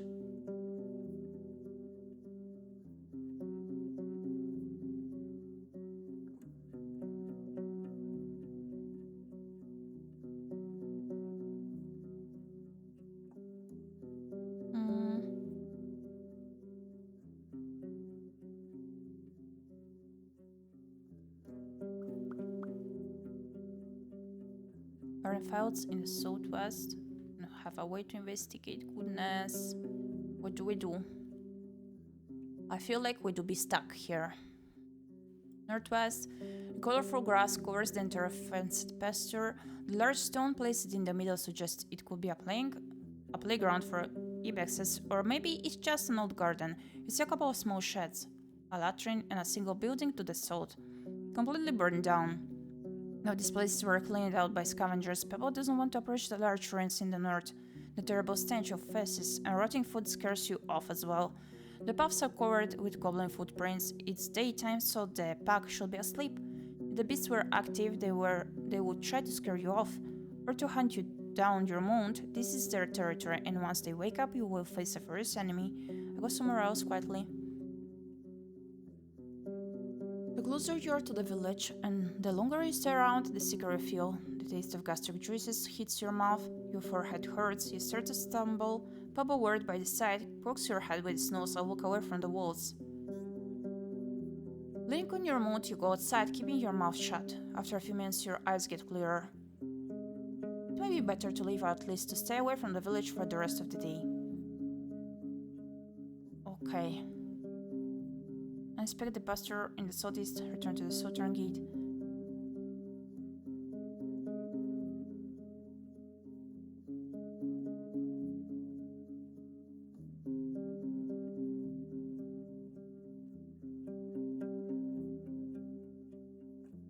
I'm very confused.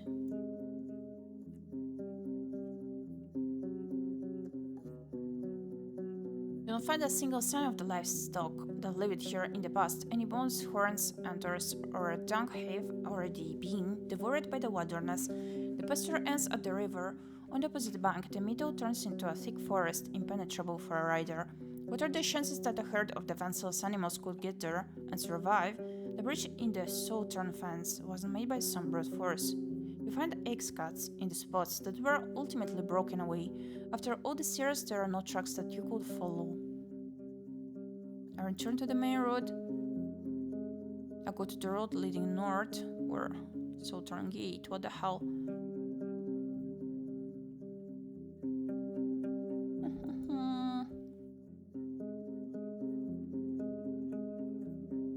You're the closed northern gate. The neglected road is partially overgrown. You hear a river in the east separated by the lush meadow filled with crickets and rodents. Take a closer look at the gate. Push it or pull it, it doesn't move an inch. Someone has spread dirt and rocks both underneath it and around it. It's seemingly to keep the planks stuck in the ground. I feel like I step in the village. We can swim more. I should return to another day.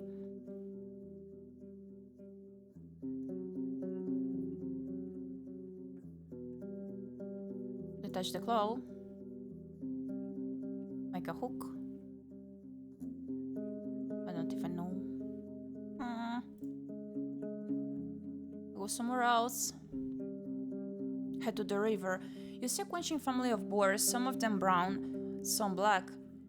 You consider turning back, but they pay you little attention. After a couple of grunts, they run north. The river is not too wide, yet unusually deep.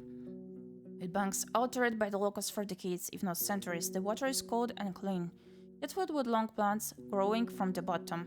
You would rather avoid jumping inside or drinking from it, but you're tempted to at least wash your face, neck, and hands. Dozens, if not hundreds of small fish are looking for tasty leaves, but also try to avoid their predators. A dance of life, completely unaware of your presence, you suddenly realize there's something else buried among the kelp. A rusty sickle sticking out of the ground, a couple of stone axes and hoes.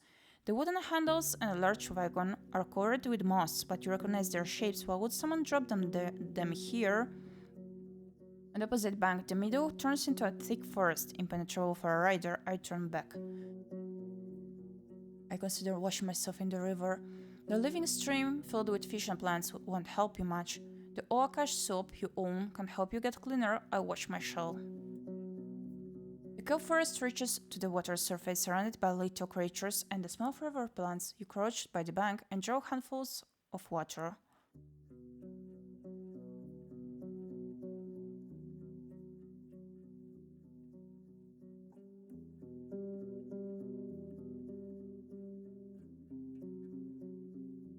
I put on my clothes. You stop and touch your aching stomach. Where do you want to go?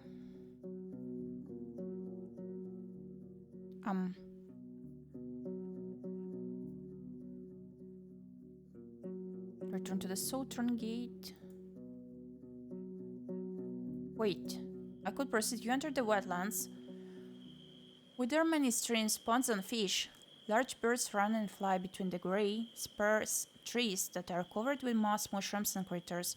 For a human, it may be an unwelcoming and harsh realm, but the overwhelming swarms of insects prove that it's a realm full of life. The danger with teeth and claws is hidden below the water surface. Stay away from the banks.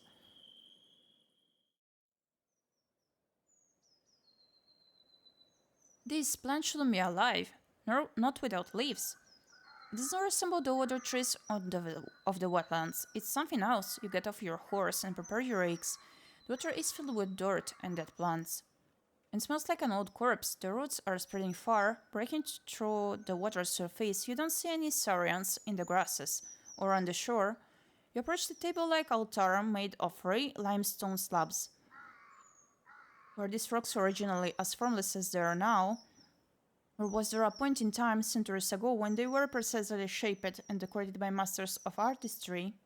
There's no way to tell. Bubble is peacefully observing the dark grass and slapping flies with its tail. Whatever it is that you feel in the air, it's clear that your companion sees this place through very different eyes. A smile scratched the bottom of its neck. Go ahead, I'll look around for just a moment. No, we don't leave the horse.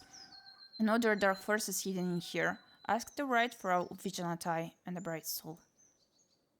You bow your head, trying to imagine an appropriate ritual. Whenever you start a toad, it runs away.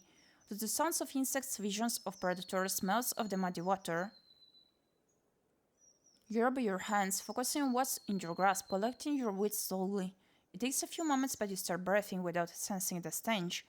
You arrange all the chaotic images into a quasi foot trance. Your prayer is brief, but once it's done, you feel prepared. I approach the altar, I look into the water. You step cautiously without knowing how deep it gets. You have to consider that a Saurian could be camouflaged in the mud. Waiting for a victim to get near, since you don't plan to kneel down and drink, you're hoping to dodge a potential strike. Once you get closer, you start breathing again. While the water is dirty, it's also shallow. You see the vegetation, swimming insects, and even small fish. All of them stay away from the tree roots, which look like a spider web covering the bottom of the pond. Aside from that, you don't see anything that would catch your attention. Approach the altar, I take a closer look at the roots. You know in front of one that's lying on the shore. It's brown, covered with hair that resembles that on your arm. When you touch it, it's moist, soft, and warmer than you'd expect. I do something with it. What do you do? Example, kick.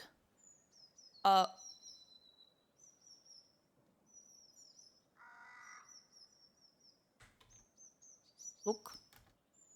Either you can do that or I don't understand you. Do something else. Poke. The root is moist, soft, and weirdly warm. I stand up. You don't see any creatures nor humans. I approach the altar. There's clumped dirt in the uneven nicks, fused by years of the winds and rains. The bottom surface of the table is dusty, but you don't find any spider webs or mold, even though it's a perfect spot for them. The free roots cling to the altar. In many spots, they're firmly attached. You struggle to move them even by an inch. The cream-colored limestone is cold and smooth. I try to make an offering. What is your sacrifice? Example, food. I don't even have food.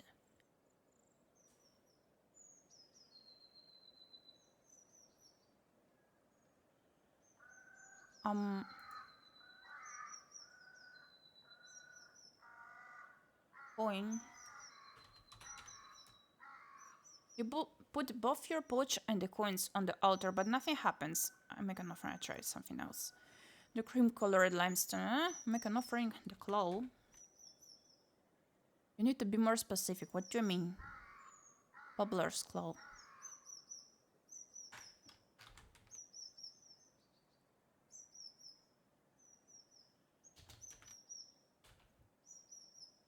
You put the bubbler's claw on the altar, but nothing happens. I make an offering. No. I walk away. Oh wait, we can do something else. I try something else. The cream colored limestone. No, okay. I walk away.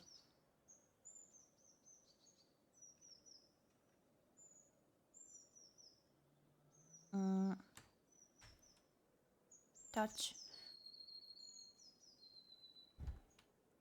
Step. I don't know. Kick. The root is flexible and stretchy. Your blunt hits sink into it like it's a pillow. Whenever you lean away, it returns to its original shape. Pray. Thank you. Oh, I cannot do that.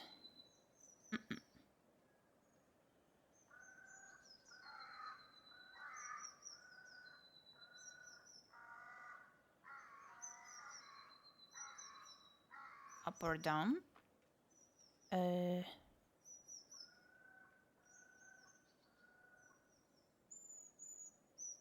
Where was it again? Up? Okay. You slow down. Among the shrubs, a small pack of dragonlings is feasting on the carcass of a grey roach. Oh, actually, by the way, I did enter by mistake the town that was abandoned, but I did manage to exit it. Goodness. Because I was not sure of how to proceed, like, with the path. So I choose that one, then I exited. That was scary. Have a good meal. I'm gonna get mine as well soon.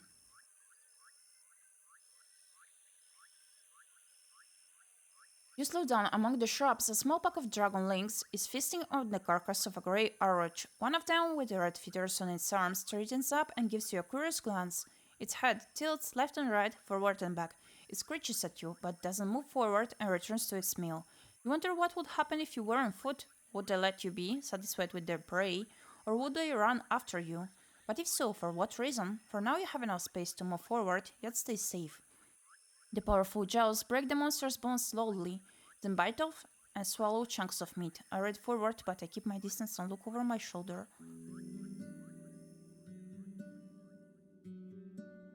The beaten road serves your palfrey well. The forest to your left becomes sparse and brighter, and there are dozens of human-made paths among the fruit-bearing trees. On your right, there's a large pasture with at least a dozen massive mouflons, 2 of them already shared, look comically small. Soon after that, you ride alongside vast, flourishing fields filled with dry, stale grain, preparing itself patiently for the second harvest. The path ends with a massive wooden gate. The stone wall separating you from the glow of lights behind it isn't as tall as the roof, but you can't imagine climbing to its top. There are pretty much no cracks, no missing bricks, a sign of many hours of labor, especially considering how massive the settlement is. As wide as a city district, the birds and monkeys are now just a distant echo, replaced with the sounds of cars, running, hammers, saws, laughter, and shouts. Finally, maybe I can rest here. I feel comfortable in large settlements. Let's get this over with.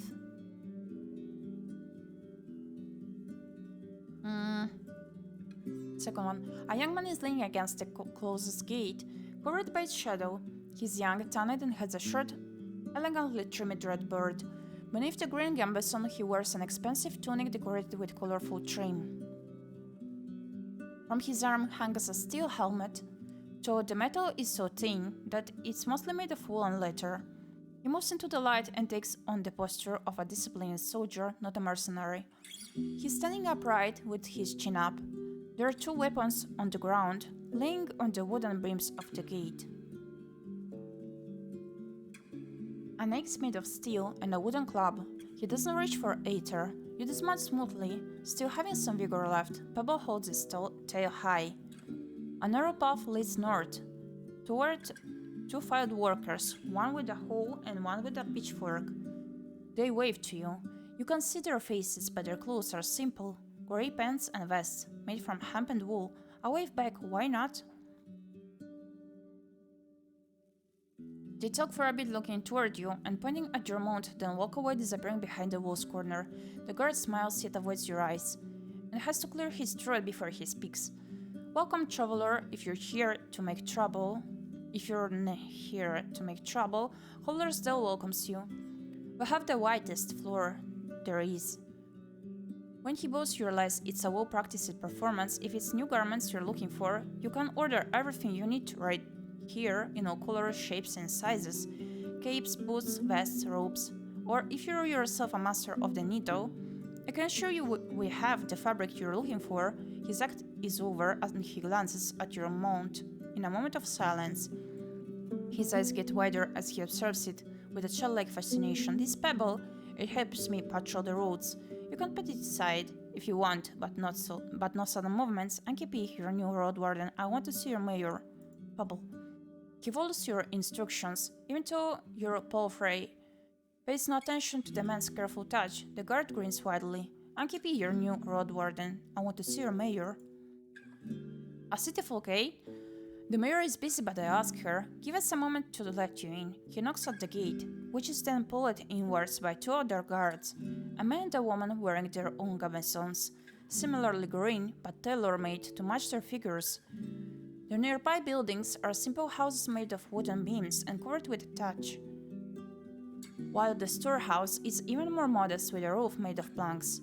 The watchtower has a ladder made of ropes and sticks, no stairs. Just give me a moment, the guard strides away before he finishes the last word. The others close the gate behind you and observe your mount carefully. Your eyes run east, to a humming creek running through the center of the village. I wait for the return of the messenger. Humming sound, eh? The howlers creak. The guard, like most of the locals, is taller than you. Wide but shallow, there's never been a flood in years, Pa told me there used to be bridges. Neighbors crossed it with their boots in their hands. And it's clean like a raindrop, but there are many fish. We're the cleanest village in the north, her companion chuckles brightly. When the guard returns, he's still alone. She can't come now. A friend of mine is in library, eh? The mayor wants to be there when the child arrives. But I was asked to show you the village. I nod fine. He approaches the watchtower. Tie your mount here. We'll keep the kids away. Most of the neighbors are getting ready to celebrate. Once you're done, he grabs the rope ladder. The view from up there is gorgeous. I climb after him. I don't think of my knife. If it's a trap, I'll get him first. I climb after him. Into the ladder swings in all directions. The guard gets to the top quickly, like a monkey climbing up creepers. You, on the other hand, need to stop and wait for the ladder to calm itself. When you join the man on the wooden platform, you're a bit dizzy. He's laying on the wooden parapet, observing the area with a smile. I'll look around. See? This new place like Hollersdale. The guard points in every direction, giving you no time to contemplate. For the next few minutes, he describes the fields and their crops, the flocks in the pastures and the shepherds inspecting the fences, the ancient garden of trees and bushes, larger than the village itself, the sunlight dancing on the stream to its own tune, if you are to believe everything he describes. The place has access to everything in abundance: the sweetest honey, the most fragrant bread, the softest wool, and the beer, this excellent. He sounds like a city merchant who's trying to sell an old house. What an annoying kid near Havlavan you could find 5 larger and richer settlements in less than 2 days. No wonder he's so proud. Why wouldn't he be? They've tamed this scrap of land and live in comfort.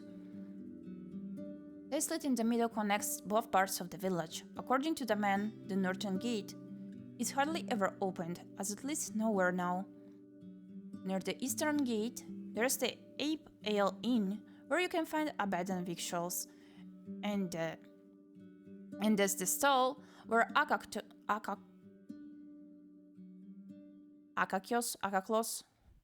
I can't really see. I cannot read properly, I think. Rewards our work, unless we annoy him with pointless talk. He lets out a chuckle. On the opposite side of the creek, there's another white house. It belongs to Bion, the best clothier in the north. The priest lived in the southeast, near the wall, but they do not talk to strangers. You also hear about Hunter, the cooper, the fisher, the miller. The pie maker lives with his sister, the baker. The smith and her husband, the carpenter, live with their kids. Some of the larger buildings could accommodate 2, maybe even 3 generations at once. There could be more than 100 dwellers here. You consider stopping his speech, but he suddenly points at the islet again. There, see? The mayor's coming. The one wearing purple. You're free to join her, traveler. I'm not and clip down. So, Mans, I'm gonna take a break now to get the foodie. To get my meal, the dinner.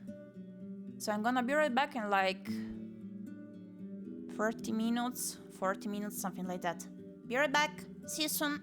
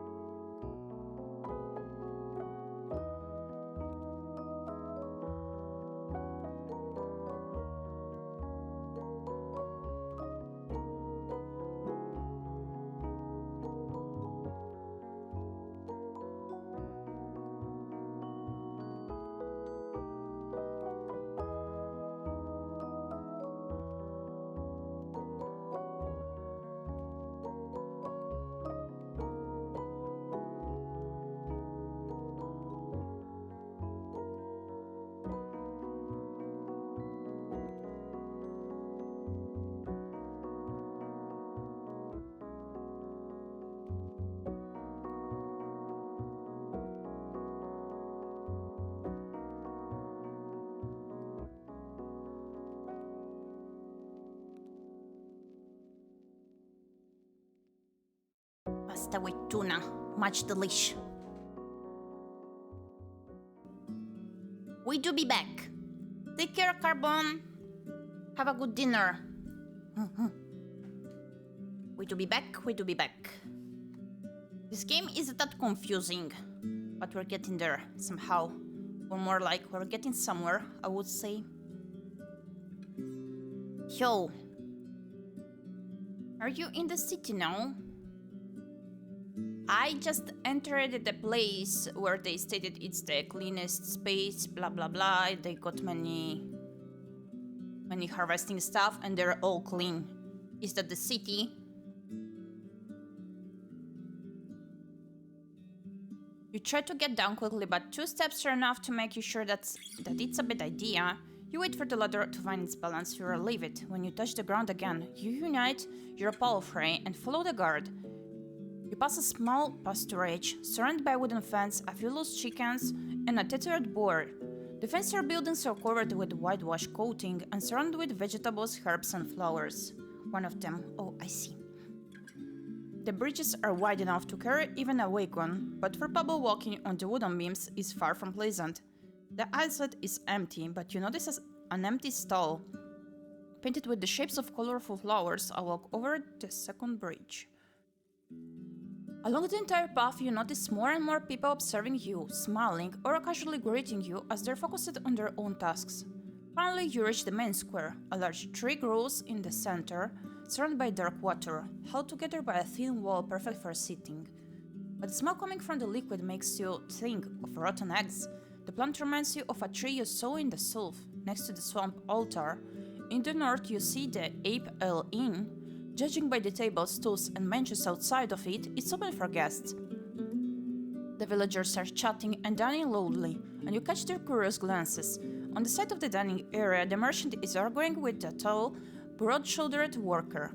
An old man is sitting by himself, eating a pie, with a walking stick leaning against the table. A young woman is cleaning the empty mugs in the creek, speaking with a man, at least twice her age, maybe her father. I need a spot to tether pebble. There's a wide wooden roof right next to the gate that shelters carts, crates, and sacks. You move your mount next to a donkey, to a beam placed here just for this surprise. Without a moment of hesitation, Pebble starts to chew on the nearby haystack. You have some time to make sure it doesn't struggle with your bundles. You return to the inn, you look for the mayor and approach her.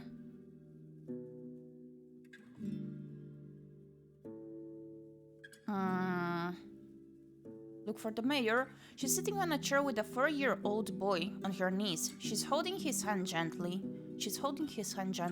showing him how to eat gruel from a bowl. It's not a cheap meal, though.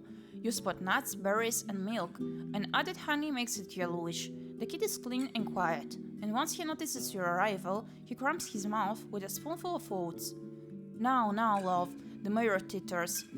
Don't get distracted. She rubs the meal off his face. A few more spoons and you'll go help Papa in the kitchen, eh? She gives you a radiant to apologetic smile, then turns her attention back to her companion. I observe her more closely. Her long full-sleeved linen dress must have been dyed once in blue and once in red to achieve this dark, fancy purple, which would draw looks even in Hovlavan. From her left shoulder hangs a green woolen cape, as thin as a shawl. The brown belt on her waist has a large steel buckle that portrays a running deer with unrealistically large antlers, growing in all directions like tree branches. Unlike his tribesfolk, she's pale, with powdered and rouged cheeks, and her lips match her outfit, though they're a bit closer to wine red. The thick grey strands in her long blonde hair look more like a fashion choice than a result of aging. Her eyes are the color of her cape, keen and vigorous. She's shorter than most people around, though would still be the tallest woman in most of the northern settlements. While she's around 40, her slim hands add fragility to her appearance. Even though her posture is upright, her legs confidently crossed, and her delicate voice assertive. She makes plenty of gestures, but her shoulders hardly ever move. I'll wait for as long as it takes. I need no invitations. I sit down on a bench. I do wait. After a few more minutes, the boy lets out a gentle cough, and after a pat on the back, the mayor puts him on the ground. You did a great job, love. But now I need to speak with your guest, darling. She addresses one of the inn-workers, a girl close to 15. Take him to father, will you? Her tone suddenly gets firmer, leaving no hint of a question or suggestion. Yes, ma, she responds. Both her hair and her eyes are nothing like those of her brother, and neither of the kids resemble the mother. So we have a Roadwarden again. Please sit down. She vaguely shows you the palm of her open hand, letting you pick any place you want. Since I'm her guest, I sit on a bench next to her. I sit on the stool opposite her. I'm here as a trade partner. You have a good look at the inn's front door leading to a cellar-like ground floor. It's dark, with crates and barrels covered with fruits, nuts, and vegetables. The actual inn is upstairs, but the only people who go in or out are the workers, most of whom are teenagers. The mayor observes your outfit carefully, maintaining a polite to cool smile. Once your eyes meet, she hardly ever looks away. I'm sure you're hungry. My husband will bring us something soon. I appreciate it. No food is free. I'm not hungry, thanks. Oop. No food is free. Now, let's not get silly. She lowers her voice. Nothing is free, but not every act of kindness is a trap. I'll fill your stomach now, and we'll both fill our pouches later on. And of course, she brings back her smile. It is a custom of ours to lend a hand to lost travelers. The forest is full of fruit, and there's no reason for us to suffer from hunger. The next step is still good. Accept. That's a relief. You're saving me from one awkward dinner. She taps her chest and looks at a flock of birds that fly above you loudly, heading south. As we're waiting, be so good as to help me understand something. Even if you're but a mercenary, I cannot imagine a single reason for you to choose this realm for your wardening. Not so long after Asterian's disappearance, the snake glory of treasures to find here. Her pale fingers from a tent on her stomach, then clasp, leaving the four fingers pointing at you. You are sent here by the merchants. They want the peninsula. Friendly, be supportive and cordial. Intimidating, distant, sad, playful. Friendly. I present Hovlavan's interest as an opportunity. You introduce yourself and touch on the more obvious sides of the potential deal with the guild and the city chief. The troops, their pay, and the patrols they would establish, the overview of taxes. Trade routes would bring new life to this place. You try to sound warm. It's a win-win. Throughout your speech, the mayor observes you patiently, without interruption. I see, she finally responds as she observes your palfrey. She twists her deer buckle, and left and right. If it was that simple, I'd be eager to applaud. But never is that simple, is it? Her eyes fill up with melancholy, despite her smile. I appreciate that you're coming with a carrot, not a stick. But when it comes to the guild, there's always a catch. Her accent is now almost identical to the one used in the city. What sort of catch? I'm telling you everything I know. I can ask you to trust me, but I'm not hiding anything. You don't have to trust anyone blindly. The negotiations can satisfy both sides. Oh, I wouldn't dare to trust some coin-hoarding trolls, she laughs at her own joke. They would devour the walls that defend them if they could. And I know some of the dirty tricks they use. Here, listen to this one. She theatrically clears her throat, patting her chest with one hand and covering her mouth with another. Then leans forward and rests on her elbows, allowing her hands to freely make gestures. You make a deal with the settlement, flour and wool in exchange for coin and tools. You send the first traders and they imply that you're ready to pay more for, let's say, parchment. Months later, we want no more rye, just the parchment and wool. We can't butcher any more mouflons, the locals say. Don't worry, you answer. We'll send you a small flock. Just turn one of your fowls into a pasturage. As she pretends to speak as different characters, her voice comically shifts, and she has no issue switching between accents. I encourage her with a kind smile. I keep a straight face. She swings her hand above the table. Another year goes by, and while there's more parchment, the village lacks some crops. The tribe needs not just tools and coins, plenty of coins, but also seeds, and the guild is not satisfied. Sending our wagons costs a lot, and there are more highwaymen now. If you want us to come again, you need more mouflons and to sell us their cheese. And guess what? With a haunting laugh, she straightens up and spreads her arms like someone a third her age. Turns out that the village can't say no anymore. They lack supplies, seeds, and land. They can't refuse. I know she's right, and it's better not to say anything stupid. Don't you think the city would see value in keeping you strong? Fewer risks for them. I smile. I have noted that a smart leader like yourself is going to protect her people from these games. She's right. The past doesn't linger for long. So we understand each other. Let's finish the introductions. I'm Thais, one of the keepers of the Ape Ale Inn and the mayor of Ḥollorsdale. I assume it would be convenient for you to take my answer back to Hovlavan. She wonders for a moment, say, when could we expect the first caravan? After winter? It depends on what you can sell and what you want in return. While the conversation goes on, the food gets served. The refreshing aroma of roasted mutton, covered with a thick sauce made of mint, parsley, and honey, tempts you to bite in right away. The juices are singing to the round trencher, a plate made of simple brown bread. There is also a small bowl filled with chopped red radishes, and a sliced boiled egg, and a mug filled with cold buttermilk.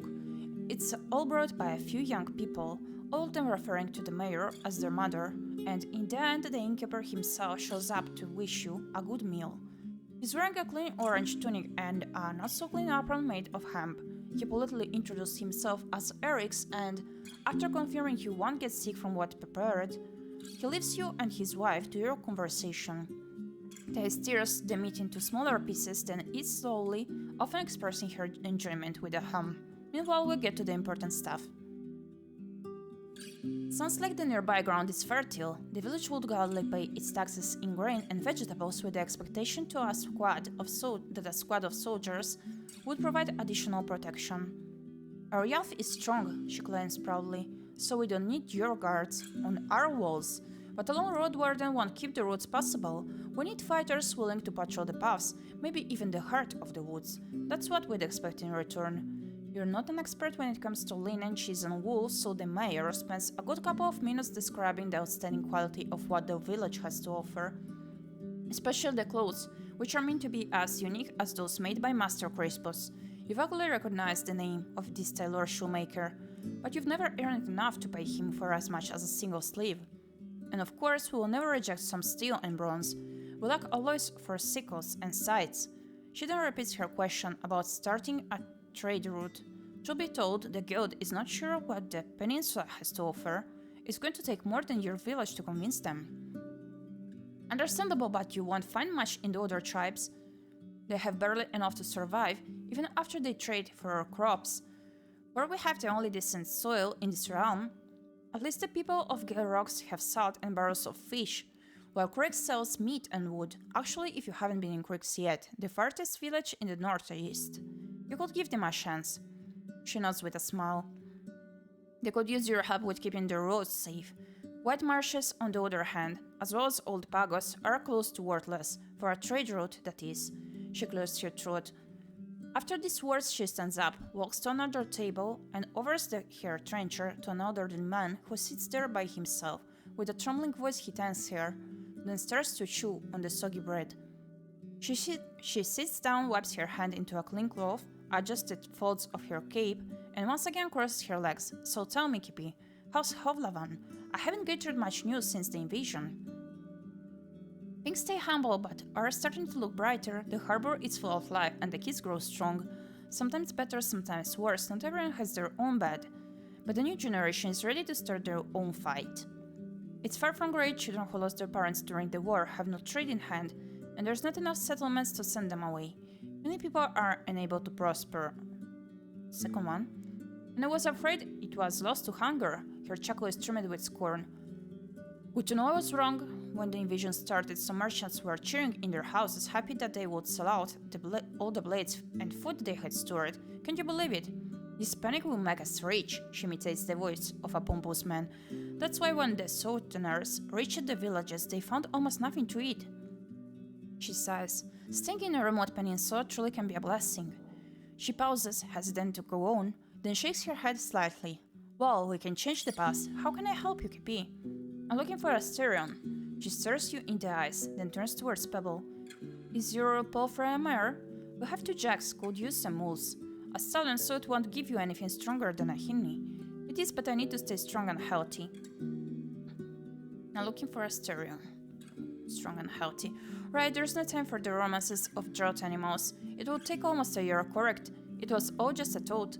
When your eyes return to you, they regain their sharpness. I'd rather avoid long talks about that man. Let him remain as a part of the past spring. Since you're asking about him, I can only assume he was indeed sharing his goal with yours. I won't deny that I know nothing about it. I'll get paid for finding him, that's all. I won't deny that. Yet you're already different from him. I like it when travelers don't try to sell me bluegrass. Seeing your throne, she waves it off. It's just a saying. His words were stronger than his deeds, and he's no longer welcome here. What are his wrongdoings? If you have to know, he failed and won't get a second chance. He was meant to escort Aegidia, a daughter of mine, to her betrothed in Gyeorox. She was a great archeress, and the road from here to the coast is not that dangerous. When they saw goblins on the road, Asteran ordered her to push through, right into their trap. She touches her dear shepherd buckle. They got jumped like a bunch of bloody pilgrims. A Roadwarden worth their gruel should know better. He can fight with a blade, but my girl, she never had a chance. She sighs and looks at the gate. He disappeared soon after his pitiful attempt at apologizing to me, and we closed our doors behind him for good. I'll let you know if he ever tries to return. Any ideas where I can look for him? Why did you let him leave? Did you ever find your daughter? Thanks for the help. Any ideas? She adjusts her cape with an annoyed shrug. Try asking for him in the north. He spent most of his time between white marshes, Gyeorox, and creeks. Here, he wasn't that eager to share his plans. Did you ever find your daughter? For a few breaths, her green eyes speak something in your face. Her words are careful yet hesitant. She's with the fox now. The goblins were after food, so they carried her shawl away. One day she's going to church at our walls. Awoken and empty. Even though she was a bit mawkish, her heart was strong and patient. She listened to people, was ready to help them and to cry with them. I could tell you stories, but what for? Let the dead rest. You have quite a big family. She titters weakly. At one point there were 12 kids living in our house. 9 girls, 3 boys. They come and go, as it should be. A few are already with the forest, but most are all grown now. Even started their own families. She looks away at a girl wiping spilled milk with a wet cloth. To be perfectly clear, they aren't exactly our children. It's a custom of our village for the mayor to look after the orphans. Thankfully, Erix has a big heart and much more patience than I do. As she speaks, her smile widens. Thanks for the help. I wonder, back in Hovlavan, did you spend any time in Backwood Corner? It used to be this dark, dirty alley. With muggers working even in daylight, I stayed there with Octavia, the miller, in exchange for doing chores for her. She had this small wooden hut. Now I'm back, it's a lot of text here, but was it what it is about? It's basically a fantasy adventure where we were requested different things from different people, and it's like an RPG. We do read through text and we do choose our path and get the consequences. Like, where was it again?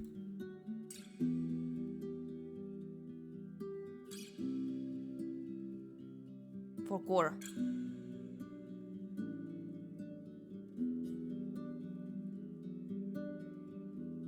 Or was it written again what I had to do?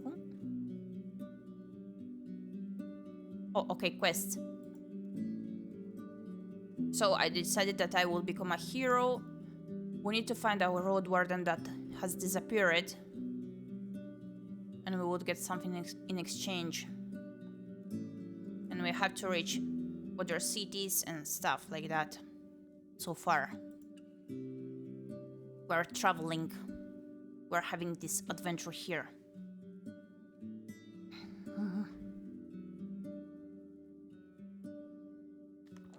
Did you talk to the mayor about the bandits?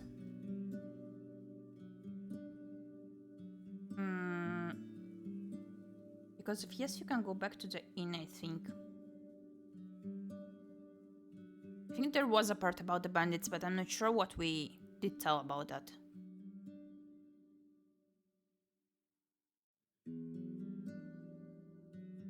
Not sure if it was here too. Back in Holland, did you spend any time in Backwood Corner? It used to be dark, dirty alley with muggers working. Even in daylight, I stayed there with Octavia, the miller, in exchange for doing chores for her. She had a small wooden hut. Since the war, even the soldiers have avoided that street. People say it's home for thugs. You wouldn't recognize it. It's now a respectable street with one of the fanciest inns in the city, the Apple and the Boar. To make you feel like you're in the old days, the Boarhead Inn is almost 50 years old now. There's no such street anymore, it fell to a great fire.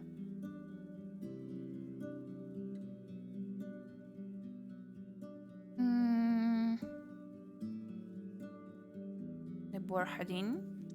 You explain that while this place is still called the bad part of the city, the Boarhead makes good coin selling beer and ale to students, mercenaries, and adventurers.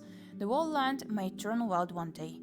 You quote one of the local traders, but backward corner will stay the same. She sighs with relief and puts her left hand on her hip. Comforting, don't you think? That there are these places, these dark corners, where you can always find what you expect. Living there, too? That sounds awful, and always was, she chuckles. I bet the dogs of my yacht are no longer around, so I wouldn't count on them giving me a free pass. But I wish I could have a chance to drink a mug or two with the innkeeper once more. The old lady was always too good to stay in that mug. What would it take to make you consider joining ⴰᴏᴅᴇᴏ? Have you heard of the necromancers in the north? You seem to be fairly well off, even more so than the other people in the village. What's your secret? Tell me about Hollowsdale. I was in both of the north the innkeeper feels uneasy about. I was in the ruined village south from here. Berton's gaze shifts into an awkward click of her tongue as she leans away from you. I don't even want to think about their tragic fate. No one can negotiate with the wrath of the herds. A long pause. And I better not find you upsetting my neighbors with these set questions. It was a challenging time for all of us. A wound we won't forget.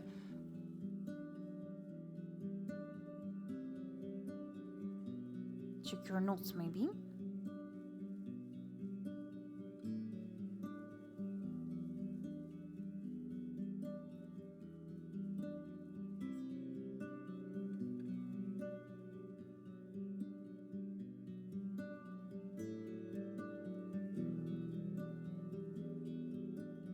Aren't the notes something that I would make? Ah, quest, okay. Up.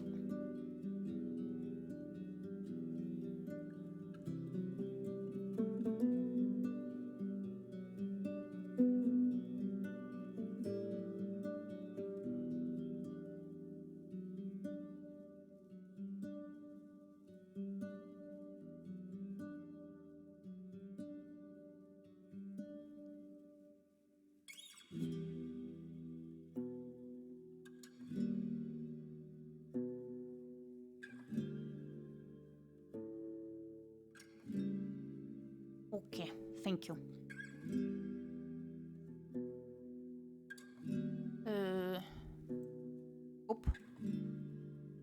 When you mentioned the raids on the northern villages, her eyes narrow. Are you sure it's the first I've heard about it? Glaucia has been around since years back, but she's not much of a nuisance. I'm just a messenger. He's asking you to join forces with him. Well, I can give you my answer. I won't ask our hunters to endanger their lives in the pursuit of some gossip.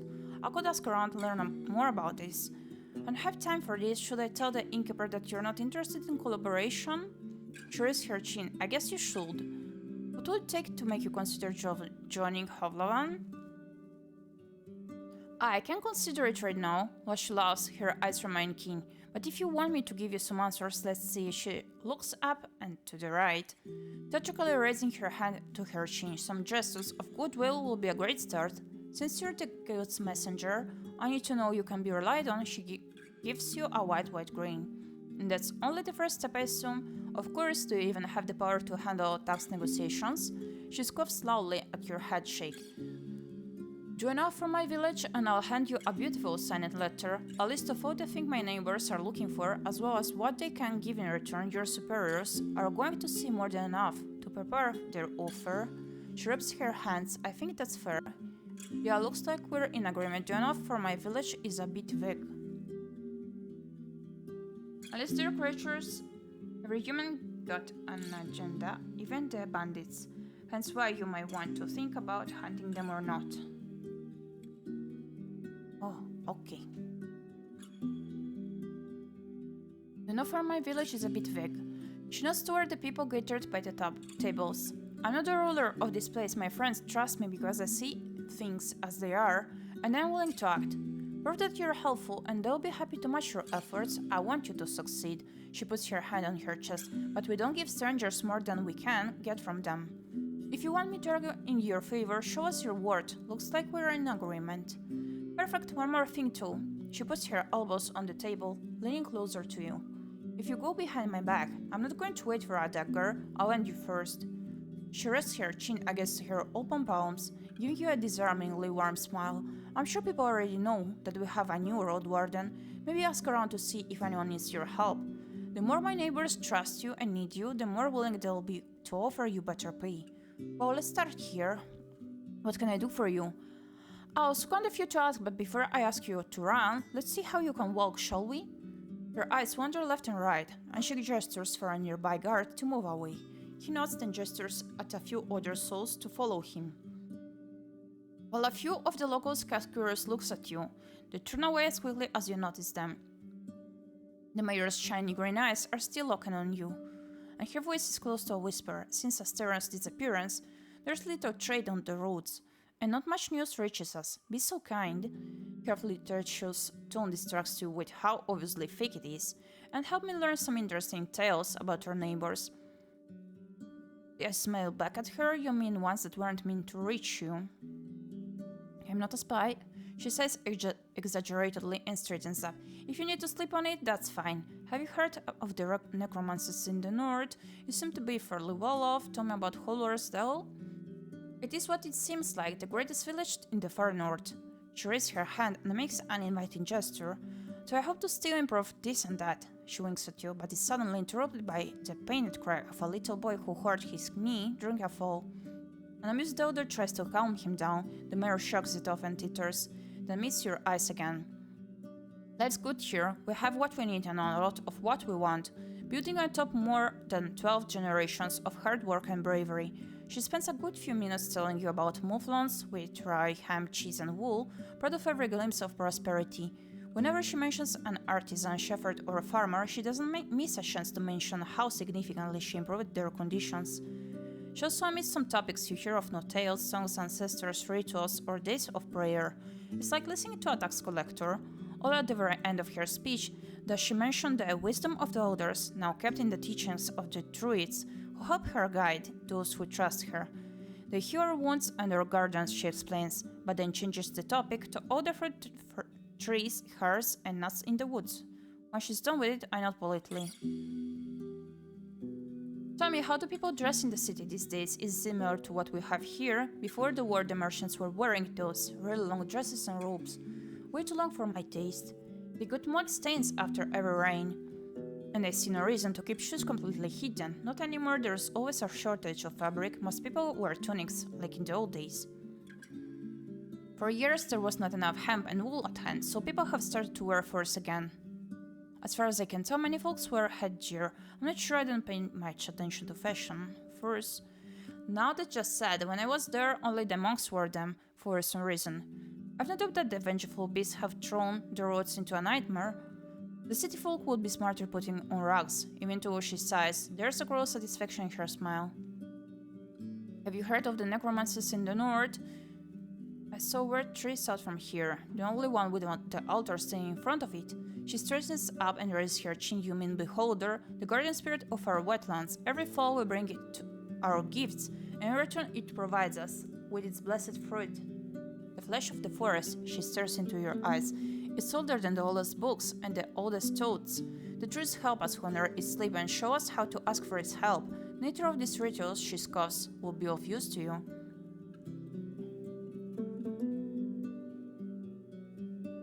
You need my assistance. First, I need to be sure you can handle yourself. Bring me some juicy rumors, won't you? And maybe talk with my neighbors. We could use a few coins or someone with a steady hand. I bring news about the other parts of the peninsula. She gives you a curious look. The squad that made a camp at the southern crossroads is now nothing more than 2 people. They plan to return to Ḥollorān before fall.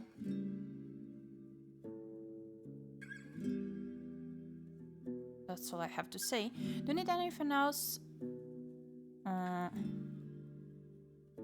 let's pick this one. Since they cleared that camp of brigands, they went so quiet I almost forgot about them.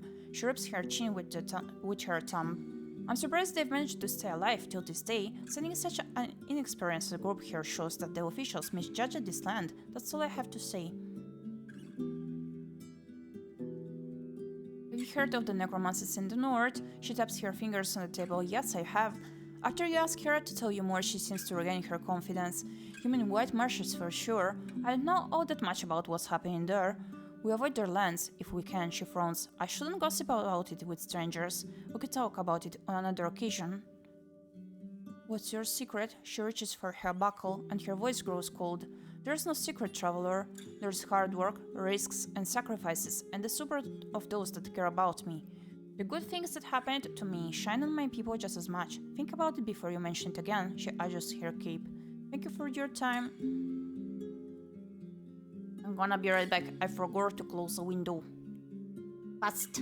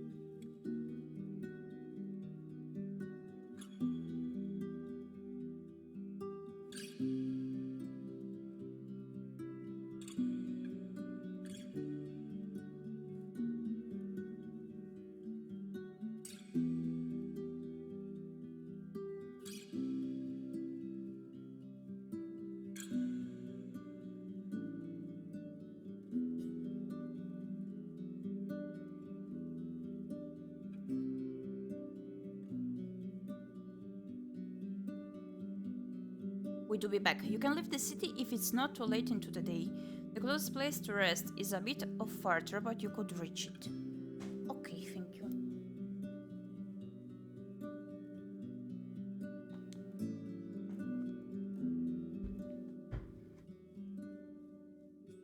I'll leave the square.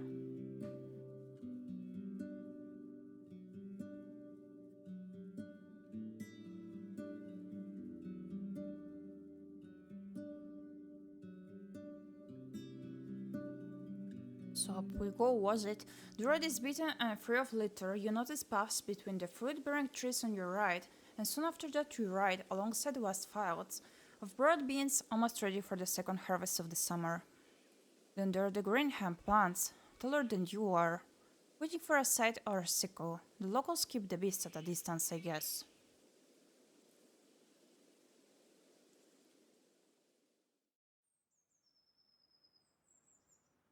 ᴁᴏᴅᴅᴜ stomp lowly on the beaten track.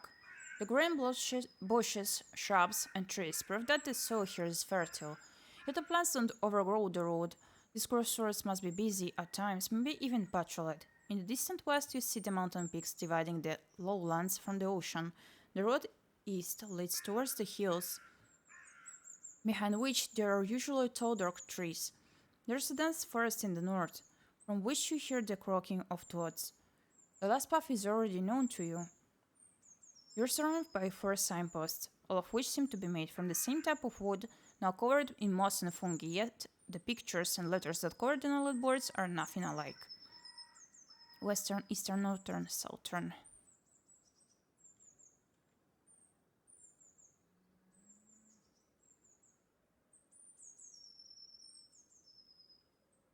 Northern is attached with nails made of pointy curved bones and divided into 3 sections covered with small engravings. The part on the left has 3 large squares with rope-like lines hanging above them. No other pictures or words.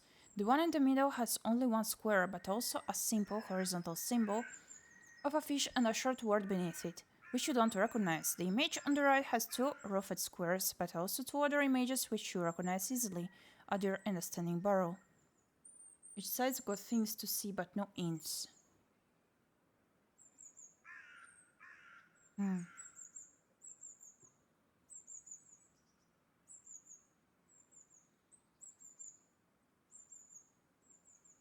I searched the area. The thicket doesn't help. You notice the remains of berries and pears, but most of them are already rotting, spread close to the wooden stools at the side of the road.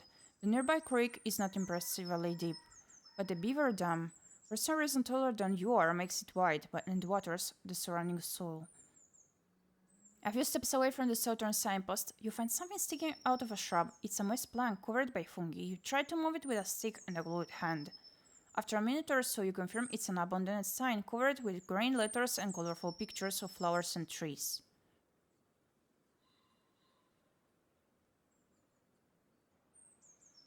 I try to find out where the old sign used to be attached. The southern post is the only one with holes left by nails.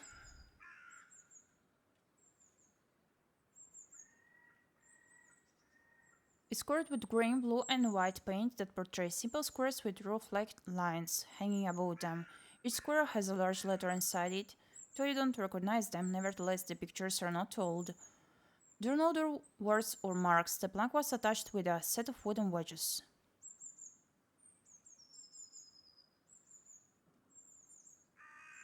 I haven't got a tongue, but you'll see. Search the area some more. After another few minutes of disturbing the local fauna, you're sure there's nothing more here to be found. I look at the street sign. It's covered with green letters and colorful pictures of flowers and trees, now blending with mold. As far as you can tell, it used to be attached to the southern post.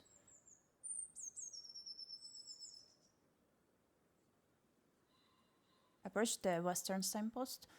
It has two planks attached to a single post, both of them nailed with rusty steel. The lower sign is divided in two halves, the left edge engraved with four simple shapes, squares with roof-like lines hanging above them. The other edge bears three engraved piles, one of them made of horizontal rectangles, the other of inexact circles. You don't recognize the letters between those two piles. The upper plank is covered with two short words drawn in white paint, and right below them an engraved vertical rectangle with an hourglass inside it.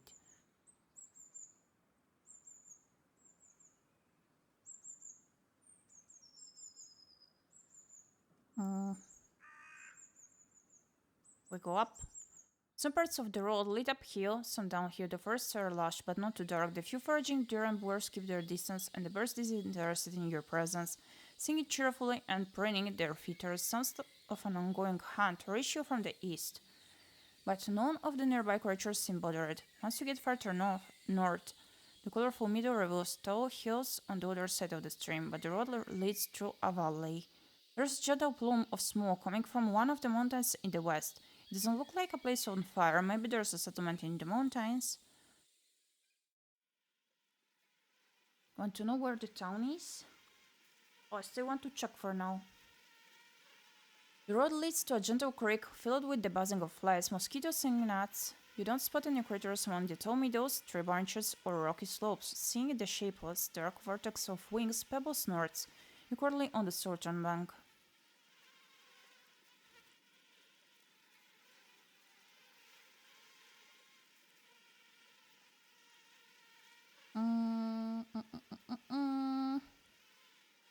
Wrap myself up with every piece of clothing I own.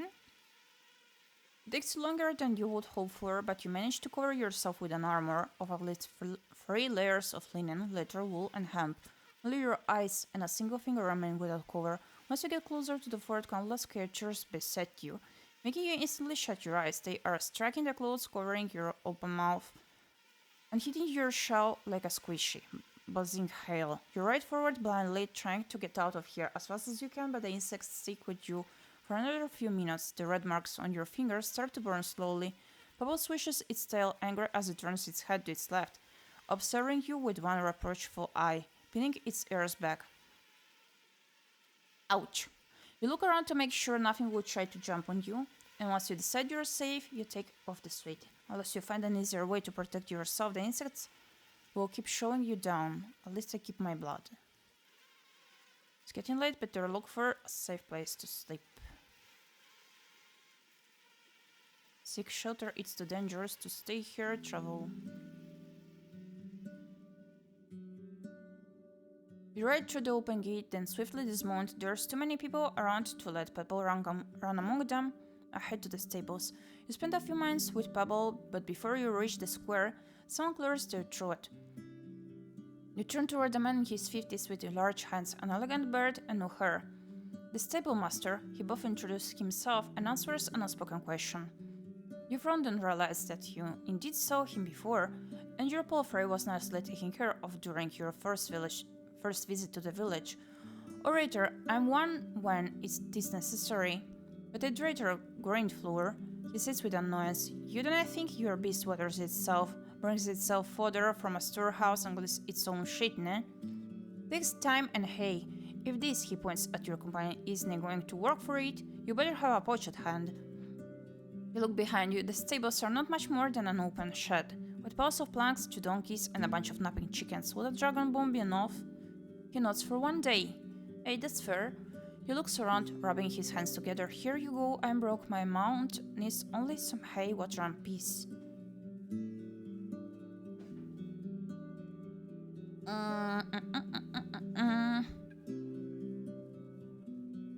Here you go. He nods with gratitude and throws the bone into a leaky bucket hanging from a nail, then grabs a wooden pitchfork. I'll let him work in peace. You are wandering through the village. On the asset in the center of the village, an old woman is telling a group of children a story about the little shouts of howlers. 2 men in light clothing are carrying a wooden log, insulting each other in friendly banter.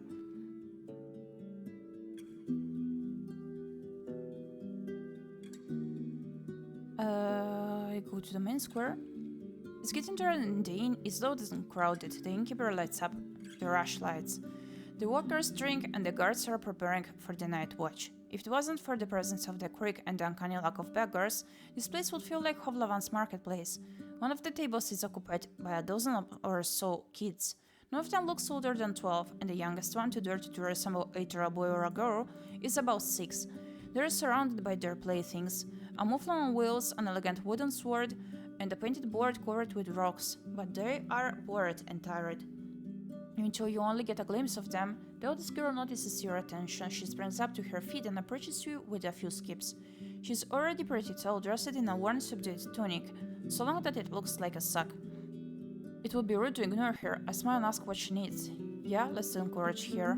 I want to deal with children right now. I say I'm busy and walk by her. She puts her hands together and puts on a grimace of playful misery. Master Roadwarden, hearing such an antiquated salutation makes it difficult for you to hide your smirk. We here. She points at her group. Bored, oh so bored. She puts the back of her hand on her forehead, letting out a deep sigh. Please, master, tell us a story or two, for each traveler sits with different eyes. The last few words sound like an echo of an old tale. Fine, make room for me at the table. Sorry, kids, I'm not much of a talker. Table. The children gather around and ask you for a minute for them to gather their friends and siblings. After a bit of chaos, there's 20 young souls sitting closely to one another. On benches, stools, and on the ground, the red-haired twins brought a blanket to lay down on. You have a shorter side on the table all to yourself. The older kids understand your lost look in an instant. They start to hush each other, which causes an even greater amount of noise, but in the end there are dozens of eyes staring at you with a mixture of boredom and anticipation. I tell them a story I know from my church. I tell them about one of my adventures exactly as it happened. I tell them about one of my adventures, so I spice it up with a couple smile eyes. I tell them about ᴁᴏᴜᴜᴜ, its splendor and its mysteries. If anyone has questions, I tell them what I know. What starts as a tale without a hero turns into an hour-long conversation. Almost all the children, as well as few adults, have questions from the vague like, what do the city folk eat? Or what are books?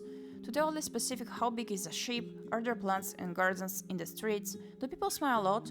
You grow a bit tired and the parents tell their kids to prepare for bedtime. You also stand up around, and the girl that had previously talked with you thanks you for your time. I nod to her and walk away silently. It was my pleasure. I return to my tasks. Okay, head to the mayor. No. The innkeeper, even though the counter stands outdoors, is not rotten and dirty. And you guess that like the other furniture, is brought inside every night. Eric approaches you with a smile and leans on its surface with his fists. He's portly and even taller than his neighbors. He's got freckles, short grey hair, and an elegant beard. His long woolen orange tunic has a decorative coat tied under the neck, and loose braids at the edges. "How can I help you, traveler?" His accent is heavy, nothing like his wife's. He stomps with a heavy boot and looks around, as if he's just waiting to get back to his other tasks.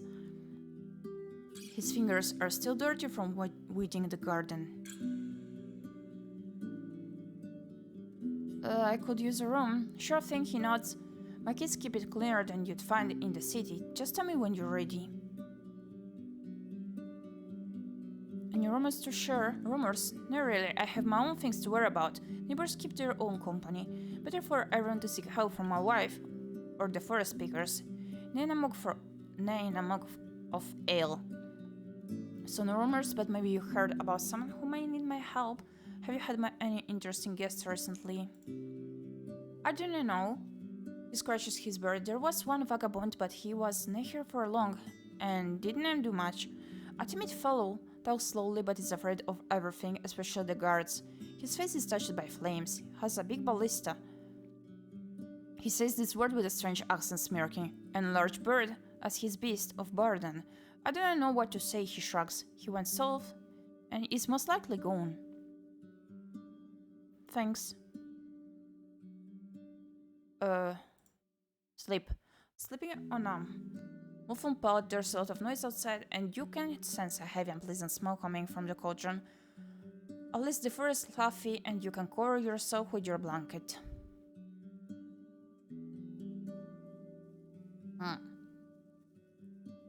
Let's sleep in a room. Your own room with a comfy bed, a locked door, and a lot of space. You also get a large breakfast, a washtub with water and soap, and clean for your shoes and underwear. Let's go with this one. Your first sleep ends, but your usual 1-hour break is instantly disrupted by noise. You stand up, walk to the window, and see the reason for the commotion. A group of workers is just outside the inn drinking and laughing. Eric's innkeeper is also among them. You could join them, but if you do so, you won't get a good sleep tonight. And after such a long day, you might end up exhausted. I just want to rest. During your time in Hovland, you learned how to ignore drunken growls. You can relax and return to your routine. I sharpen my blade and go back to sleep. If you're at an inn in the morning, you can spend the entire day on resting. You spend the night in peace, in a clean bed with a tightly shut window and a warm blanket. In the morning, you find a stool placed by your bed, poured with a cup of minty zen, fried chicken, eggs, and baked duck meat. Once you get dressed and go downstairs, a young boy who's covered in mud and speaks unusually loud and enthusiastically mentions that Pebble has already been brushed and watered. You nod, but he runs outside without noticing it. The innkeeper is sitting near the door, from time to time carrying out another bowl with either stew or gruel. This is nowhere to be seen. Ask guard to look for the mayor. The trader is not around. I sit at the table and wait for him. I leave the square. Travel. Back on track.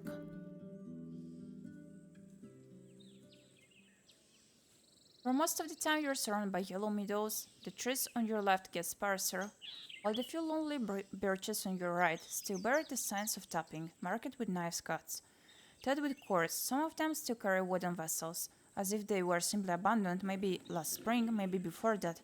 A few of the trees are already dried out, and the winds manage to knock them down. As you get closer to the crossroads, the ground gets muddy. The beaten path avoids the wetlands as much as it can.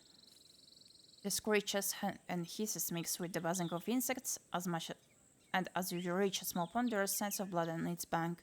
The air is moist and heavy, and has a hint of rotting meat to it. Better avoid.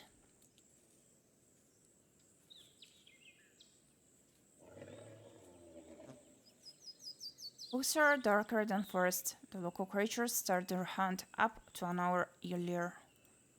The trees and bushes are sparse here, growing from the barren grassland. Some of them bear late summer fruits. A group of wayfarers is spread around the broken signpost and abandoned cart. They are skinny but healthy, and are standing upright. They're wearing humble, dim gambesons on top of their hemp tunics and pants, often worn in some cases undyed, while others are dark green or brown. 4 of these individuals wear cloaks and are armed with spears, bows, and stone maces. On their necks, wrists, and belts you spot small talismans, fangs, bones, wooden beds, leather straps. There's also the 5th figure standing a bit in the back, with lowered shoulders. Unlike the others, they're hooded, and in such a manner that you doubt that they can see anything other than their boots. Their clothes are shabby torn, but your eyes mostly run to their club. Above, as long as its owner, is tall and as thick as a leg. Resting with one hand on the ground, you get closer, and the person raises the weapon with just one arm. But another traveler gestures for them to stop, and they do so right away, freezing in place. I stay in the saddle just in case. The man behind the gesture doesn't approach you, just nods. Safe travel, stranger. It may be early, but bogs aren't safe. But I keep moving, you'll find an inn. You try to digest his thick accent. He's broad-shouldered with a large belly, but the scars on his face sculpt an image of someone who's earned their share of food.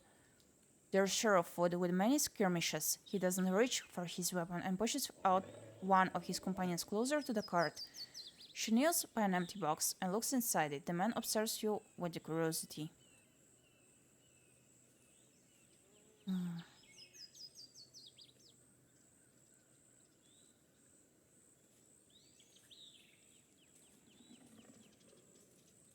Distanced. Greetings. He gives you a slightly deeper nod this time, then looks at his companions, who simply shrug and spread to take a look at the cart.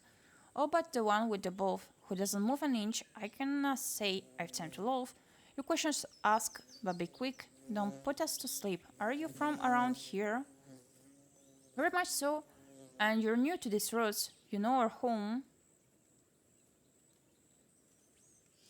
No clue. White Marshes. It's there. He looks at the crossroad leading east. An old place, plenty of stories there, but they rarely reach the ears of strangers, especially these days. How can I reach White Marshes? It's not so hard if you have bones or food with you. Right down the road. Turn left and take a gift to Tarsus, the warden of our pit files. He opened the crypts for you. Seeing your look, he carries on. You're on the right path, one that'll take you to the village. Anything dangerous between here and there? What are you using peat for? Metals fill bricks. We used to sell some plants needed in soil. Look at the hooded person. What's up with this one? He smiles, but you notice that the others keenly observe you. Nothing is up. You're keeping us safe. You must feel hot under so many clothes. Don't worry about it. See, they don't. He then stretches out and gets closer to the signpost, using his spear as a walking stick. Well, stay safe, stranger. He raises his voice and addresses his companions. We wasted too much time on Froth. Time to get back. The others prepare their own weapons and join their guide.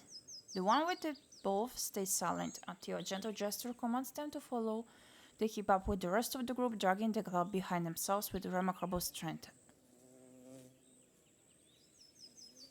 Travel.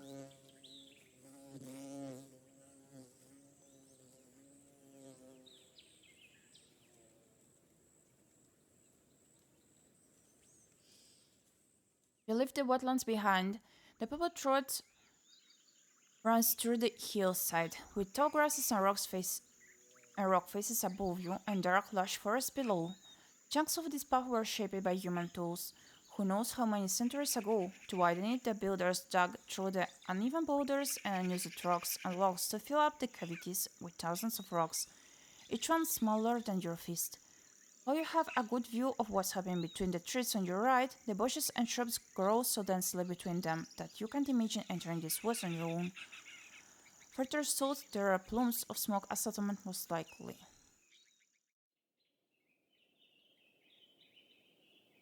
At the top of the hill, you reach a stone wall, a quiet place with no smoke coming from behind it. You look inside and see the glimpse of a peaceful ruin. While the main road is beaten and easy for hooves to trot, the destroyed gate and the remains of the front yard have almost been reclaimed by the short grasses. You seek any suspicious movement, but the place seems to be free of inhabitants larger than a falcon. The air is fresh and the wind shakes the free crowns gently. I enter the yard. The hamlet could be a hunter's shelter, a military outpost, or a storehouse for traders, but you spot no fresh human trails. The damaged door and gate are years old, soggy and moldy, and judging by the squirrels, birds, and the animal faces you see in the grass, this place is but a part of the wilderness. The roof collapsed only a few years back, turning into food for mushrooms. The outer wall looks generations old, but used to be maintained. Some of its materials came from different times and areas. I go back to Pebble. You're ready for the further journey. I go behind the building. The chaos sparks right after you approach the tree stump. The dusk fox's growls sound like a mix of an obnoxious bird and an infant. One of the animals standing only a few feet from you, goodness, is jumping and showcasing its tiny sharp teeth and a raccoon-like black mask on its little head. The animal with its thick brownish-gray fur seems more so than any red fox. The second loud creature jumps onto a table made of halved trunk. Like the first one, it has a brighter golden fur. It bends one of its forelegs, observing you with its dark eyes, not furious nor scared. Greater, sad and protective. Its growl turns into a miserable whine. The beasts are not even waist high, but their number may be an issue. There's yet another sound coming from behind you, and even more from the bushes nearby. No time to wait, I kick one of them as quickly as I can. I need to block their charge. Raise my hands and prepare myself to strike back. Jesus Christ. You step back as the fox in front of you jumps at your chest. You punch it with your fist, sending it into the ground before you decide to run after it. The golden creature catches your forearm with its teeth. Unable to pierce through it, its weight makes you lose focus. Giving enough time to defer the opponent one that was sneaking behind you to reach you, still you do manage to avoid its bite, scaring it away as you swing your leg. The animal moves away in panic and you realize it was already weakened and lumbering in its paws. The dusk fox is spread. There are two small pups hidden behind the tree stumps, keeping their distance, piercing your ears. With their yelps, their protectors triumphantly growl at you, warning you to withdraw. I run for it. You pass the weaker fox and run towards your belongings, encouraging the beast to chase you all the way to the gate as they growl with determination. For now, they stay in the shelter filled with pride. You and Pablo take a few steps away. This place was already abandoned, so I'll let the dusk foxes stay. They aren't threatening anyone. Are you sure you want to leave this place to its fate? That's right, I get in the saddle right away. The dusk foxes observe you as you climb up the saddle. They're growling and walking in circles. One of the pups knocks down their sibling, starting a playful fight. There's no reason to bother them.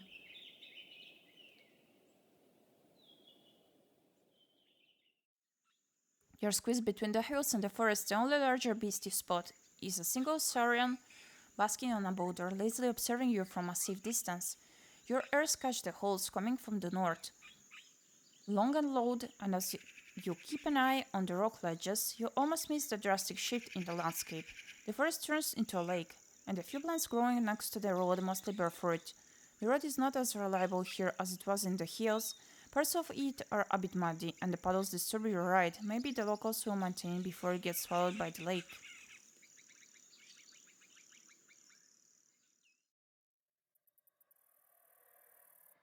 The deep loud yells of howlers are piercing your ears. Considering any other sound in the area, they're sitting on branches and in the tall grass, naturally trying to hide. Their thick black and gold furs cover their entire shells. Aside from the charcoal black faces with roundish, flat noses and wide nostrils, the younger members of the pack are about the size of your mount's head, but the larger ones would be chest high if it wasn't for the fact they walk on all fours. Their long tails are like an additional arm, helping them climb, hang from the branches, or hold food while they eat. They aren't particularly muscular, but when they form their pink lips into the shape of a cup to release their holes, their mouths are so wide they could fit your entire arm inside. As you listen to the shouts, you reach for your head. You feel a word each, but somehow you can scratch it. Keeping my distance, I take a look at the hide behind the boulder. The whitish rawhide covers the grass like a blanket, surrounded by paw prints. The holders don't wait for you to approach it. One of the larger ones jumps onto the ground, laying on its hands, and challenging you with its gaze. It has rather blunt teeth. The monkeys may try to attack me, so I grab the raw hide quickly and flee. You stretch out your legs and dash ahead. At first the monkeys move away with a few unconvinced yells, but then those from above start to howl even deeper than before, and you feel as if your guts are starting to move. Hitting against each other, you get dizzy, and soon the pain enters your skull, as if you're getting hit by a smith's hammer. Time and time again, yet you manage to stay calm, focused on your goal. The larger creatures try to cut your path, but being on the ground, they can keep up with your legs. Without stopping, you grab the raw hide and carry on, waiting for a few heartbeats before you change direction rapidly, now getting closer to Pebble. By the time you reach the saddle, the beasts have already abandoned their pursuit. You take a few deep breaths, then inspect the raw hide. The wet torn blanket is now worth as much as bread crust. Still, it's not rotten. If the owner is around, they may recognize it. I should scare the haulers away? No.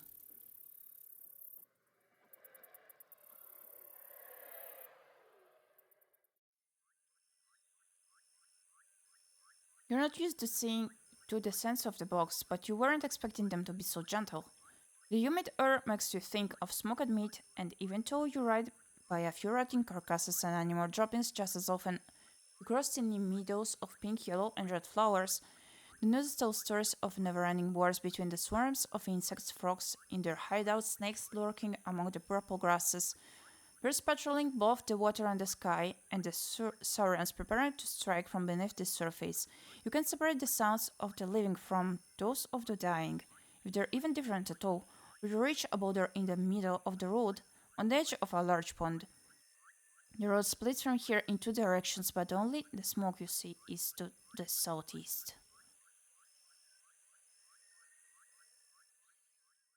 So we go. The leafless plants resemble the roots rather than creepers. Tree roots rather than creepers, even though they're dark green and sway from side to side slightly. Pebble stops without a comment. I will approach the nightmarish gate. There's no other path inside.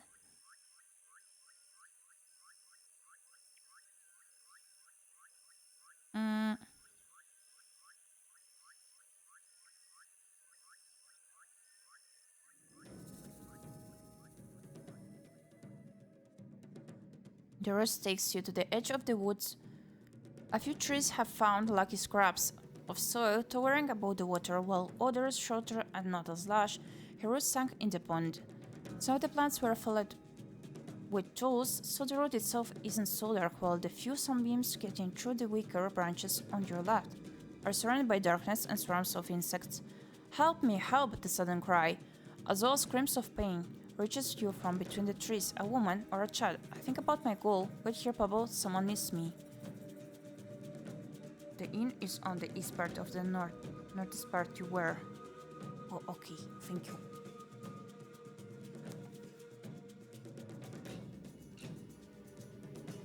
I try to spot anyone. Among the green and red leaves, you don't see any unusual colors. Come to think of it, there's but a few creatures inside, other than the flies and mosquitoes. The dark-winged birds are quiet. The sparrows still lets out sporadic tense croaks. I think about my goal, no. It may be a trap, and if it's not, I can help them. Pebble seems to agree with your decision if it enters a trot leading you further east. A minute passes, but you still hear the constant shouts, as if someone's getting whipped to their very bones. Then here won't make me a hero.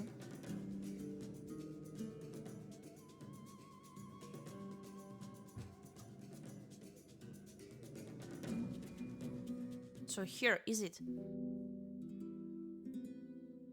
The lakeside is filling with the chirping of cicadas and crickets, as well as the roaring of beasts. Thank you. From the northern hills. Further down the road you see tall, yellow grasses interwoven with flowers and bumblebees, while the peaceful water shines just as much as the wings of dragonflies. This road is often traveled, and the clatter of hooves carries far. Next to the vast flood of you, the creatures hiding in the meadows are unlikely to jump on an animal as large as Pebble. In the distance you see a palisade and a large building set on the side of a crossroad. Once you get closer, you hear a conversation from behind the wall. Two men are arguing about if they really just heard a horse.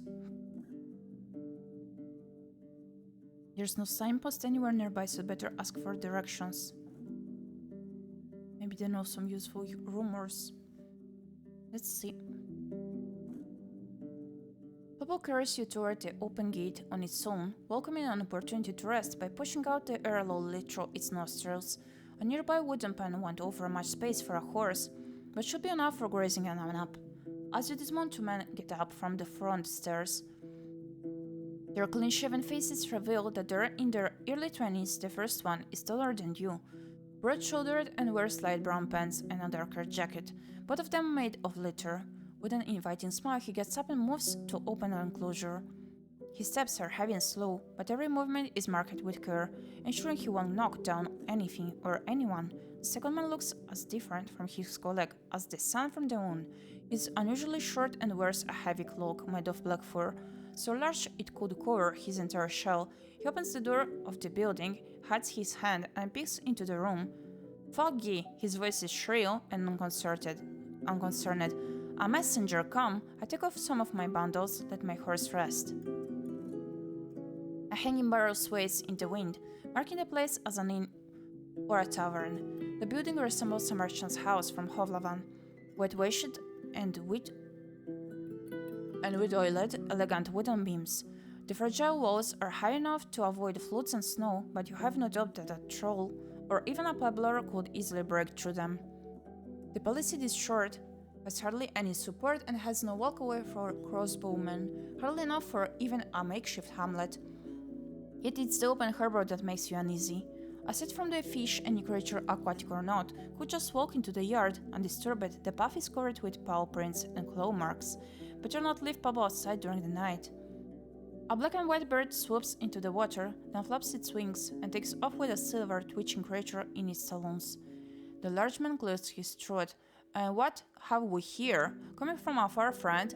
Are there new horses in haulers? His voice is stentorian, close to a shout. You vaguely recognize his accent as one found at the city harbor. Friendly. With far, kind soul, Pablo came with me from Hovlavan. He nods appreciatively. A wild beast, eh? A donkey that can kill a man. You notice he keeps quite a distance from it, and holds his hand close to his throwing club. Haven't seen one in a while. The roads here aren't that bad. They'll take you north and east with ease. You hear heavy footsteps. A woman shows up in the doorway and looks at you from the top of the stairs. She's even more towering and stout than her son, the man who just welcomed you, with a massive chest and a pear-shaped face, with a prominent chin. Her movements are composed and confident. She may be older than 50, with a mixture of grey and dark blonde hair. She has only one arm, the left one not notably muscular, and with a hand so large it could likely chop off Pebble's head with a single strike. Goodness, or crush yours like a berry. Through the slit of her robe, made of creamy worn fur, you spot her trunk-like legs. She runs her eyes over your blade, armor, and mount. Her lips form into something of a smile, distorted by the scar that runs through her mouth. The tall guy looks a lot like her. The tall man spreads his arms, forming a chain between you and his mother. Meet Foggy, friend. Ma, the rider has come to us from Hovlavan. Just look at this horse. His powerful voice turns timid, and he keeps turning his head left to right and back. Too bad we have no hay. It looks hungry. The woman looks at him with amusement, then glances at your palfrey. Hey, a cute monster you brought, but not enough fat on it. If it even breaks a leg, bring it here. We'll smoke it for winter. What? Don't touch Pebble. She vaguely stretches out her only hand. What brings you to Foggy Lake, love? Just stopping by? Your voice is hoarse, like that of a traveler who spent too many autumn nights in cold tents. It carries a hint of motherly concern. I close the animal pen behind me and head toward the stairs. It's here. Oh, glad to hear so. You won't find another shelter in this part of the Dragon Woods, especially not in the creeks. She scratches her broad chin with sausage-like fingers. You drink. Be supportive and cordial, a smile in good company. That's what I like to hear. Her brave, powerful laughter is enough to scare away the birds from above the lake. Your mouth lets out a fearful snort. Let's not wait, then. Come, dear, share a story with me and a mug. Without waiting for your response, she walks inside. The tall man takes a deep breath. Go ahead, we'll take care of your horse. He encourages you with a gesture, and by that he means we won't do anything with it. As the man in black fur, whenever his screechy words follow the deep voices of his companions, he sounds like a brat.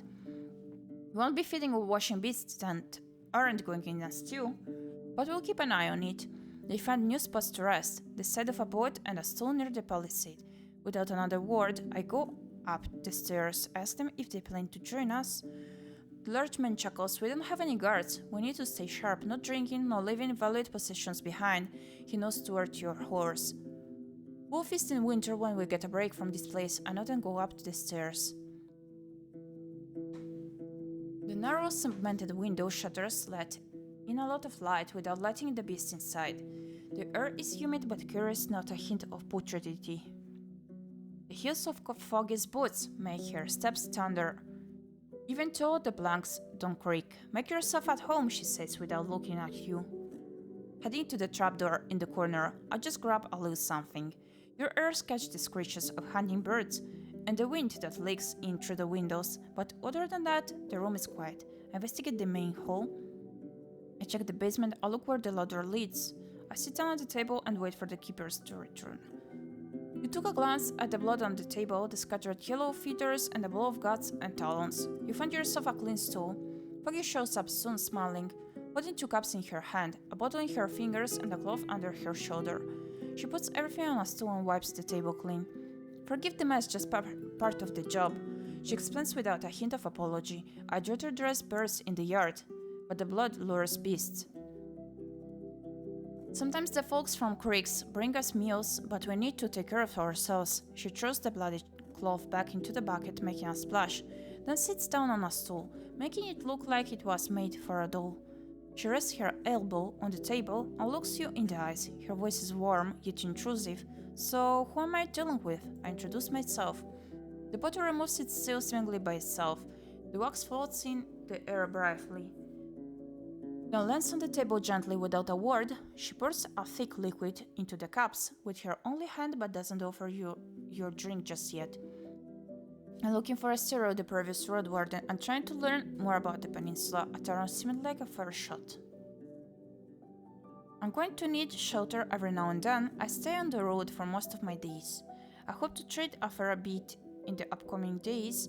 I wanted to see what I can get here, leave behind some coins. I was hoping to find work. If nothing else, I can always carry a message for you.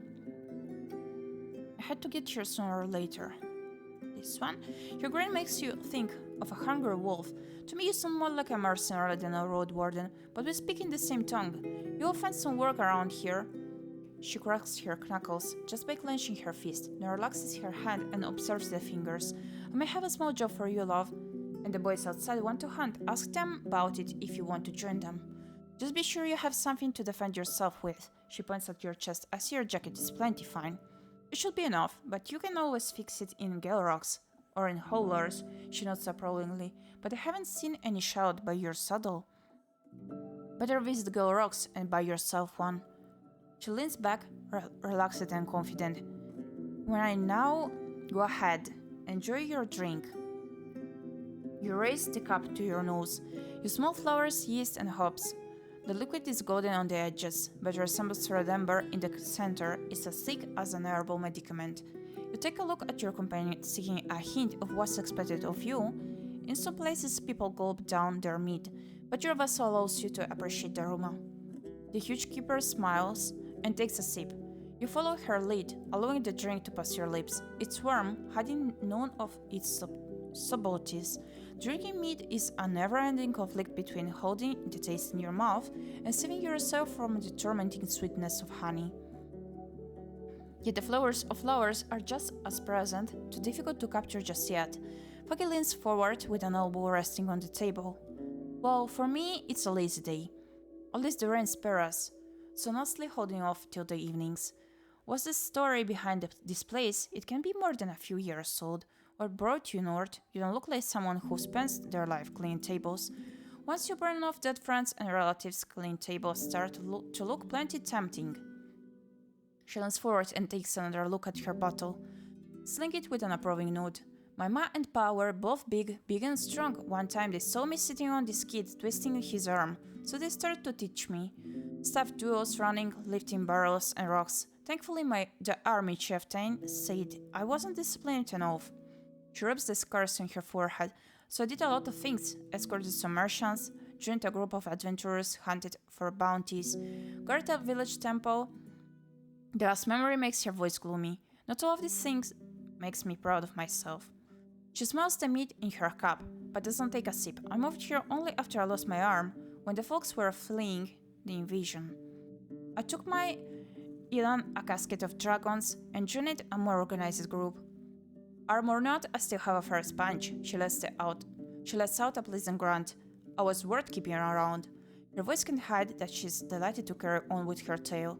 Now that the years are catching up with me, and even more so with my back, I need to build myself a decent shelter. I crave no adventures, but I'm happy to hear stories from other restless souls. In the meantime, I'll practice this little trick. She points at the cauldron in the middle of the room and starts to make circles with her finger. The ladle mimics the movement, mixing the stew for another minute or two. That's also good for my back. What's the story behind this place? It's our third summer under the roof of Foggy Lake, but the palisade is older. Used to be a camping spot for the birdcatchers from creeks, and there are fish here that don't swim in our streams. When we were but newcomers in the north, the sands were hard to bend. But the beast got used to us with time. A melancholy crawls into her eyes. She observes the meat in her cup. Every year or so we added something new. The rocks for a campfire, some stools, a fence, a firewood shed, a boat. At one point we brought the lumber from wide marshes and built a cabin like the one at the eastern road. More folks started resting here, even traders from Gale Rocks and old wagons, a plenty fine spot for an inn, eh? Your smile is warm. I'm building my home from nothing, you could say, and not for the first time. How about you? Does any of it sound tempting? That's the dream. A place far away from Hovlavan, somewhere where I can rest after a day of work without an aching back. My home is wherever I can find kind people. That's something I can ask myself after I've saved some dragon bones. Kind people? She chuckles. You can always find some folks who are somewhat kind some of the time. But all of them have their limits or bad days without a place to return to. You're missing out on souls and their stories. She looks you in the eyes with motherly concern, or who knows, maybe you're different. How do you stay safe from the beast? You're completely open from the lake. Quick legs, love. Your brief yet thunderous laughter makes you flinch. We don't have any food outside, but our cauldron smells. Every now and then, something scary shows up. We look ourselves in here for days if we have to. Our windows help us keep an eye on the yard. Better than the leaving the hamlet to goblins. You mentioned that having to no wall from the lake side is quite a risk. She nods in agreement and takes another sip. We don't bring children and old folks around, but this part of the peninsula is not so bad, at least in sunlight. Not much food growing or running around, unless you can live on fish and birds. And the folks of creeks are great hunters, the greatest around. But isn't there a harbor in this city as well? How do you keep the creatures away? They're used to avoiding Hovlavan. The guards and sailors make it too dangerous for them. See, that's what I hope for. With enough time and crossbows, walls can only get safer. I just have to play it smart and take some risks. So far, it's working. Your name's Foggy and this is Foggy Lake. Is the town named after you or after the lake? Ah, the lake has no name. She moves her cup away and leans forward, resting her elbow on the table. Her voice is playful, warm. Yet, I mean. But there will be story about this place, believe me, and about passing by the lake while getting to Foggy's. I may not be a dragon slayer or a holy woman, but one way or another my soul will live in my name, tied to these walls. She looks at you in silence, then bursts into laughter. You could swear she makes the jars shake. I'm plenty fine being vain. You will want to be remembered, I think, and everything that's vain is wrong. It's probably better to stay humble. I just smile. Not everything that's vain is wrong. She observes you in silence, then lets out a chuckle. Very true. You think that beasts may be dumb, but in for sure, hips are so stronger. An interesting beast you hunt for, and not toward the spot where her right arm should be. Any story there? She leans back, moving her shoulders and chest up and down as if she's having a soundless chuckle. Not one I'm going to share with a newcomer, dear. Stay alive until next autumn. I'll open a cask of cold cider and tell you quite a tale. It has treason, treasure, monsters, and dark spells.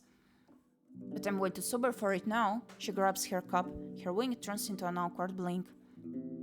So you can move things with your thoughts. She chuckles. Why can't you? I don't know much about magic. Now that's a mystery. She chuckles. Hey, let's hope you won't need to use it on your journeys, or that winter will never come, or that walls will cuddle with mouflons. What's going to happen next? Will you build a real wall? Why not? Then grow my connections in the villages, buy more hard drinks, build another shed, a cabin even, and hire a private warden for these roads, you know, for my guests. She sips from her cup, looking at you. But it's all in the distant future. We, at Creeks, need to take care of the eastern route, clear it for the traders. Without trade, all I have is the locals, and they don't even use dragon bones. But why do you care, dear? Are you planning to stay around?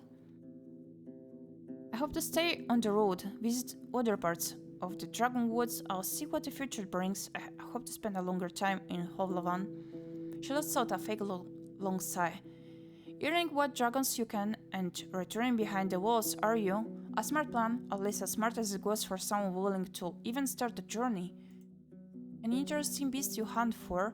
Oh, I hunt for nothing, she smirks. Not since I lost my arm. And the boys outside are not made of it either. They've no drive to fight, you see, and grow up to be wimps.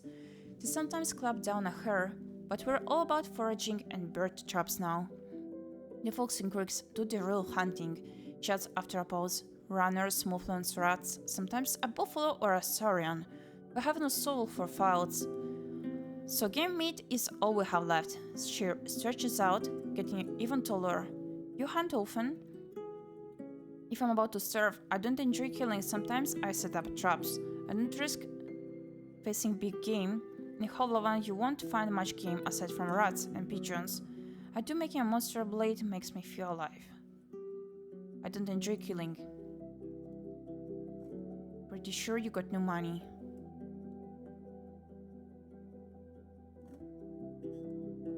I do have 3 coins.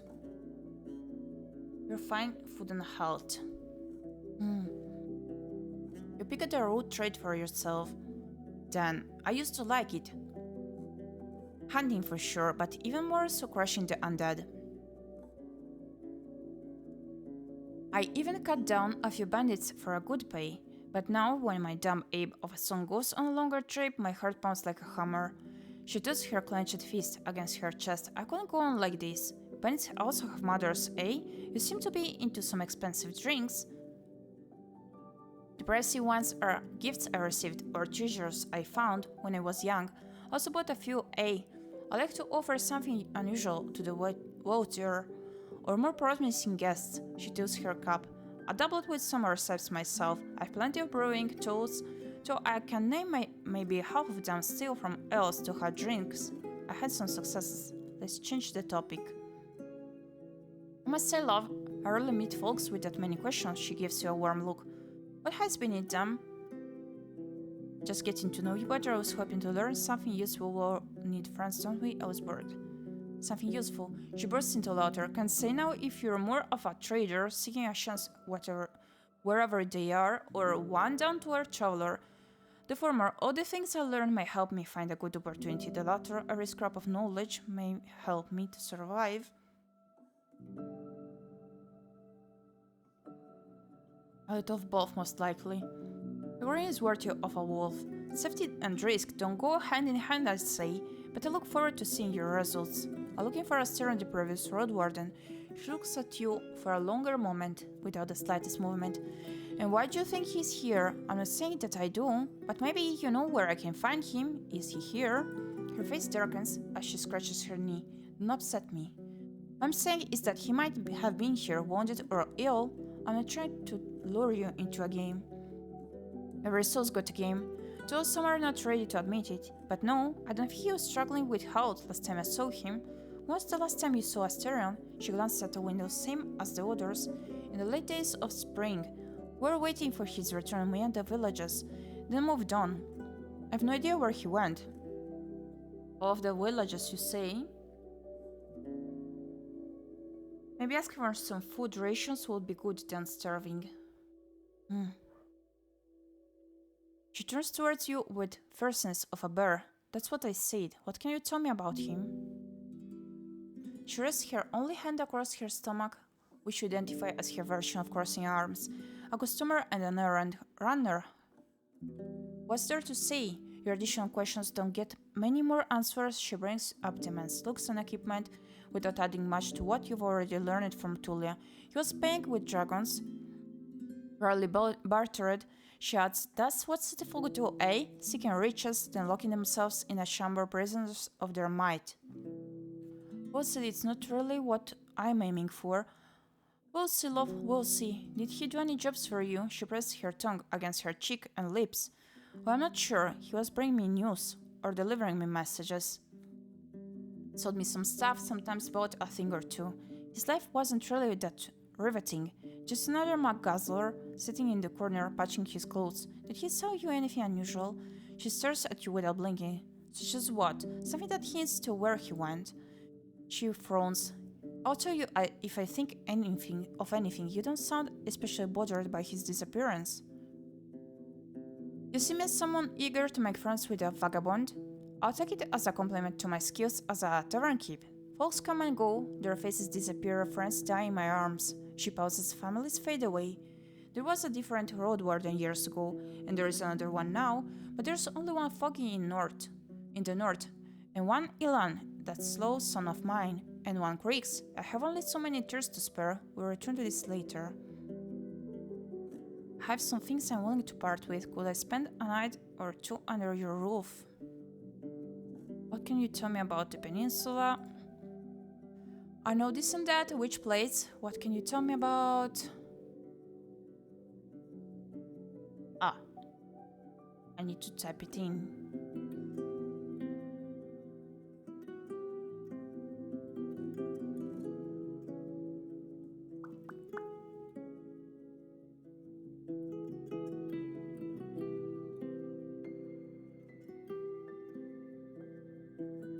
Rocks and white marshes. Okay, thank you.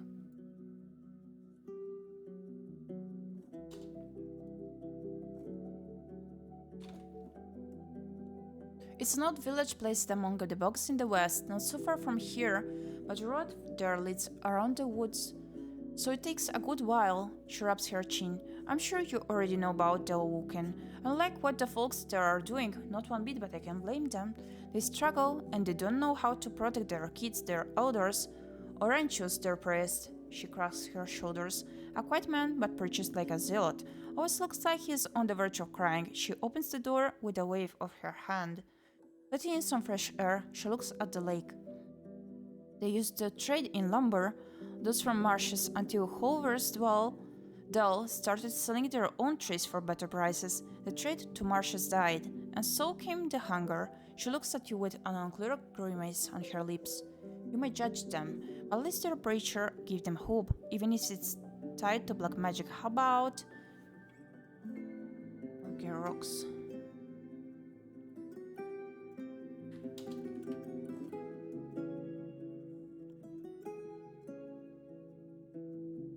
Not the nicest bunch of fishers, are they? She chuckles, but there's motherly concern in her eyes. Harsh leaves give birth to harsh folks, dear. They spend every sunny day in their fishing boats, then cut the sea fish all night long to place them in barrels, or hang them in the smokery. They don't have crops, no lumber, or iron. The coastal birds and rock squabs are their only game meat. It's not too dangerous being a fisher, but all they get comes from trading. Well, you can tell that's not good news. They try to be their own merchants, take the wares sold, and with every year they need to burn more pyres. She scratches her broad chin. Hard to believe Gale is as old as it is, and that they stick to it no matter how difficult their lives get. Thanks. I also ask about the bandit group. Oh. I've heard there are some bandits in the north. She makes an annoyed grimace. What can I tell you, dear? You know how it goes. Lost souls need a new path after an awfulness finds them. But the years go by and it doesn't get any easier. One day they take a pile of firewood, another one some bread and clothes, After they start hurting folks, there's no way back, even if they're not at all cruel. You ask her some more, but she's reluctant to give you straightforward answers. You don't have to worry about the luscious band. They hunt, sometimes take this or that, scavenge after folks who get jumped by beasts. But she never tried to threaten my place. You're safe here, and why would they try to bother a Roadwarden? She may be right, some bandits are just desperate. I frowned but bit my tongue. If Hovland sends its soldiers here, she may face consequences for supporting the outlaws. Some bandits are just desperate. So she got a different view on the bandits group. She tilts a window shutter by just looking at it. What do you have for sale? I have some things I'm willing to part with. Could spend the night or two under your roof. She approaches a window above the table and looks outside. Your beast won't make it easy for us, dear. She places her hand on the shutters. It's not a city inn. I don't cook for a smile. I don't work to feel noble. I allow folks to lie down there for free. She points to the barrel of fur with her broaching. But that's about it. If your horse stays outside, it'll lure beasts to us. But if you move it here upstairs, it'll leave its droppings on my floor. She gets annoyed even by the idea of it happening. If you want to rest here, love, be ready either to pay with a coin or some food rations, or to spend the night keeping your mouth quiet. And clean after in the morning, will you? She steps away. Time for me to go.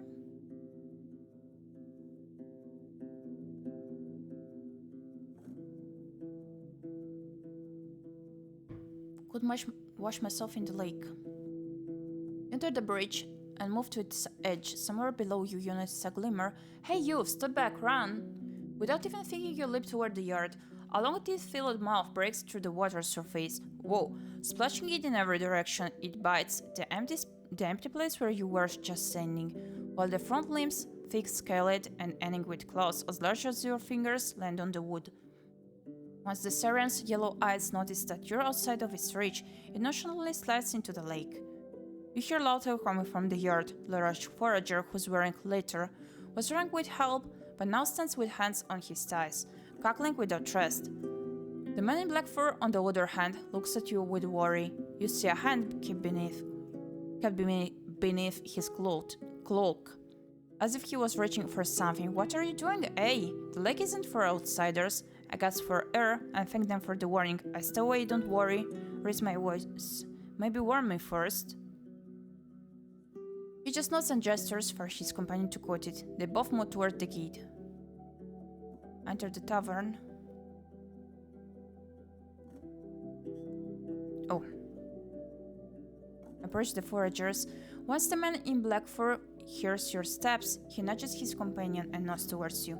They put away the old nose straps they were trying to fix, proper for hares and small birds. The tall one spreads his arms, thundering his loud welcome. A Roadwarden, eh? I guess we're going to see each other a lot.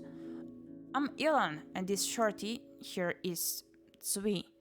The man in the black fur looks up, frowning. There's also a third man, unlike the rest of the staff. He has an unkempt beard and worn clothes made of blue fabric, patched with scraps of flour sacks. He has only the right hand, though, unlike the tavern keeper, he has kept the rest of his arm. He's looking down to examine a trap, but his shoulders are slumped, eyes absent. Ilan doesn't introduce him. Gyepi, nice to meet you. Ilan smiles. Were you at Pot of the North yet, friend? He blushes. How is Tali doing? I haven't been there yet. Is it one with yellow armor? She's well. Seems to keep the whole crew together. Let's hear a lovely color, eh? Yellow? He smiles, but you catch a hint of envy in his voice. Better say hi to her for us.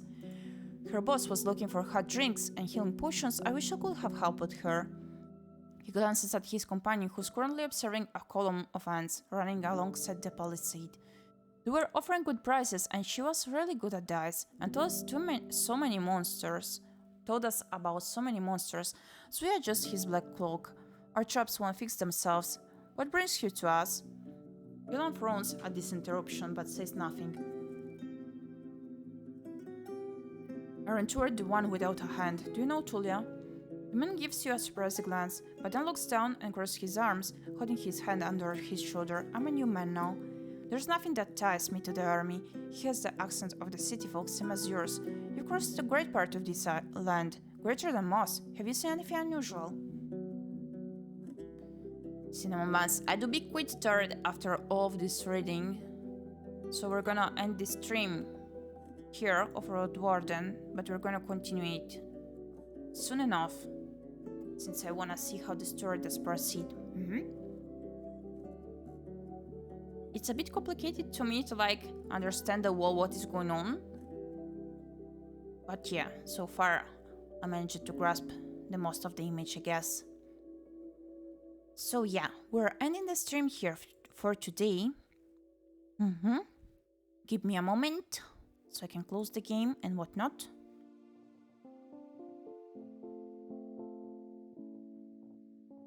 Okay, there we are.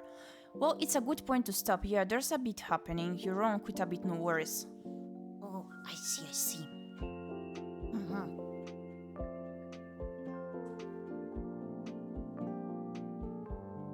So we're ending the stream here today.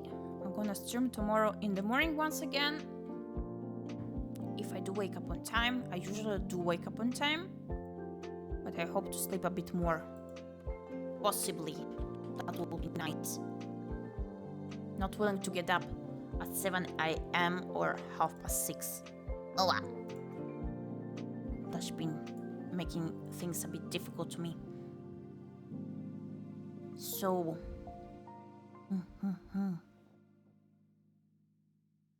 Are we just willing to end the stream here or to raid someone?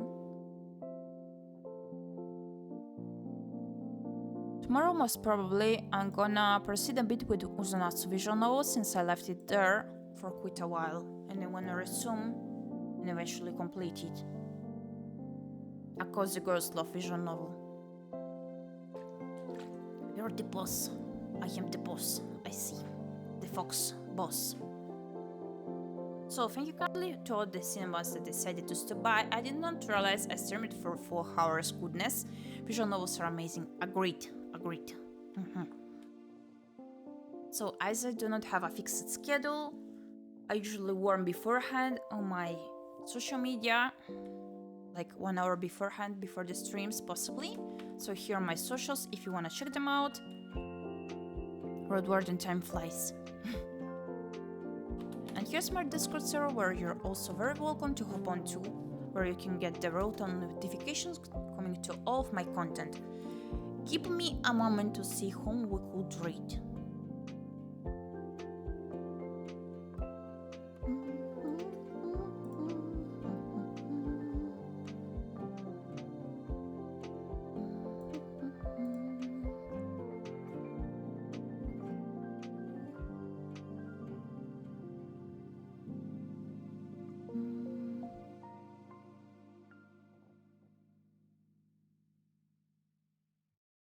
Give me a moment.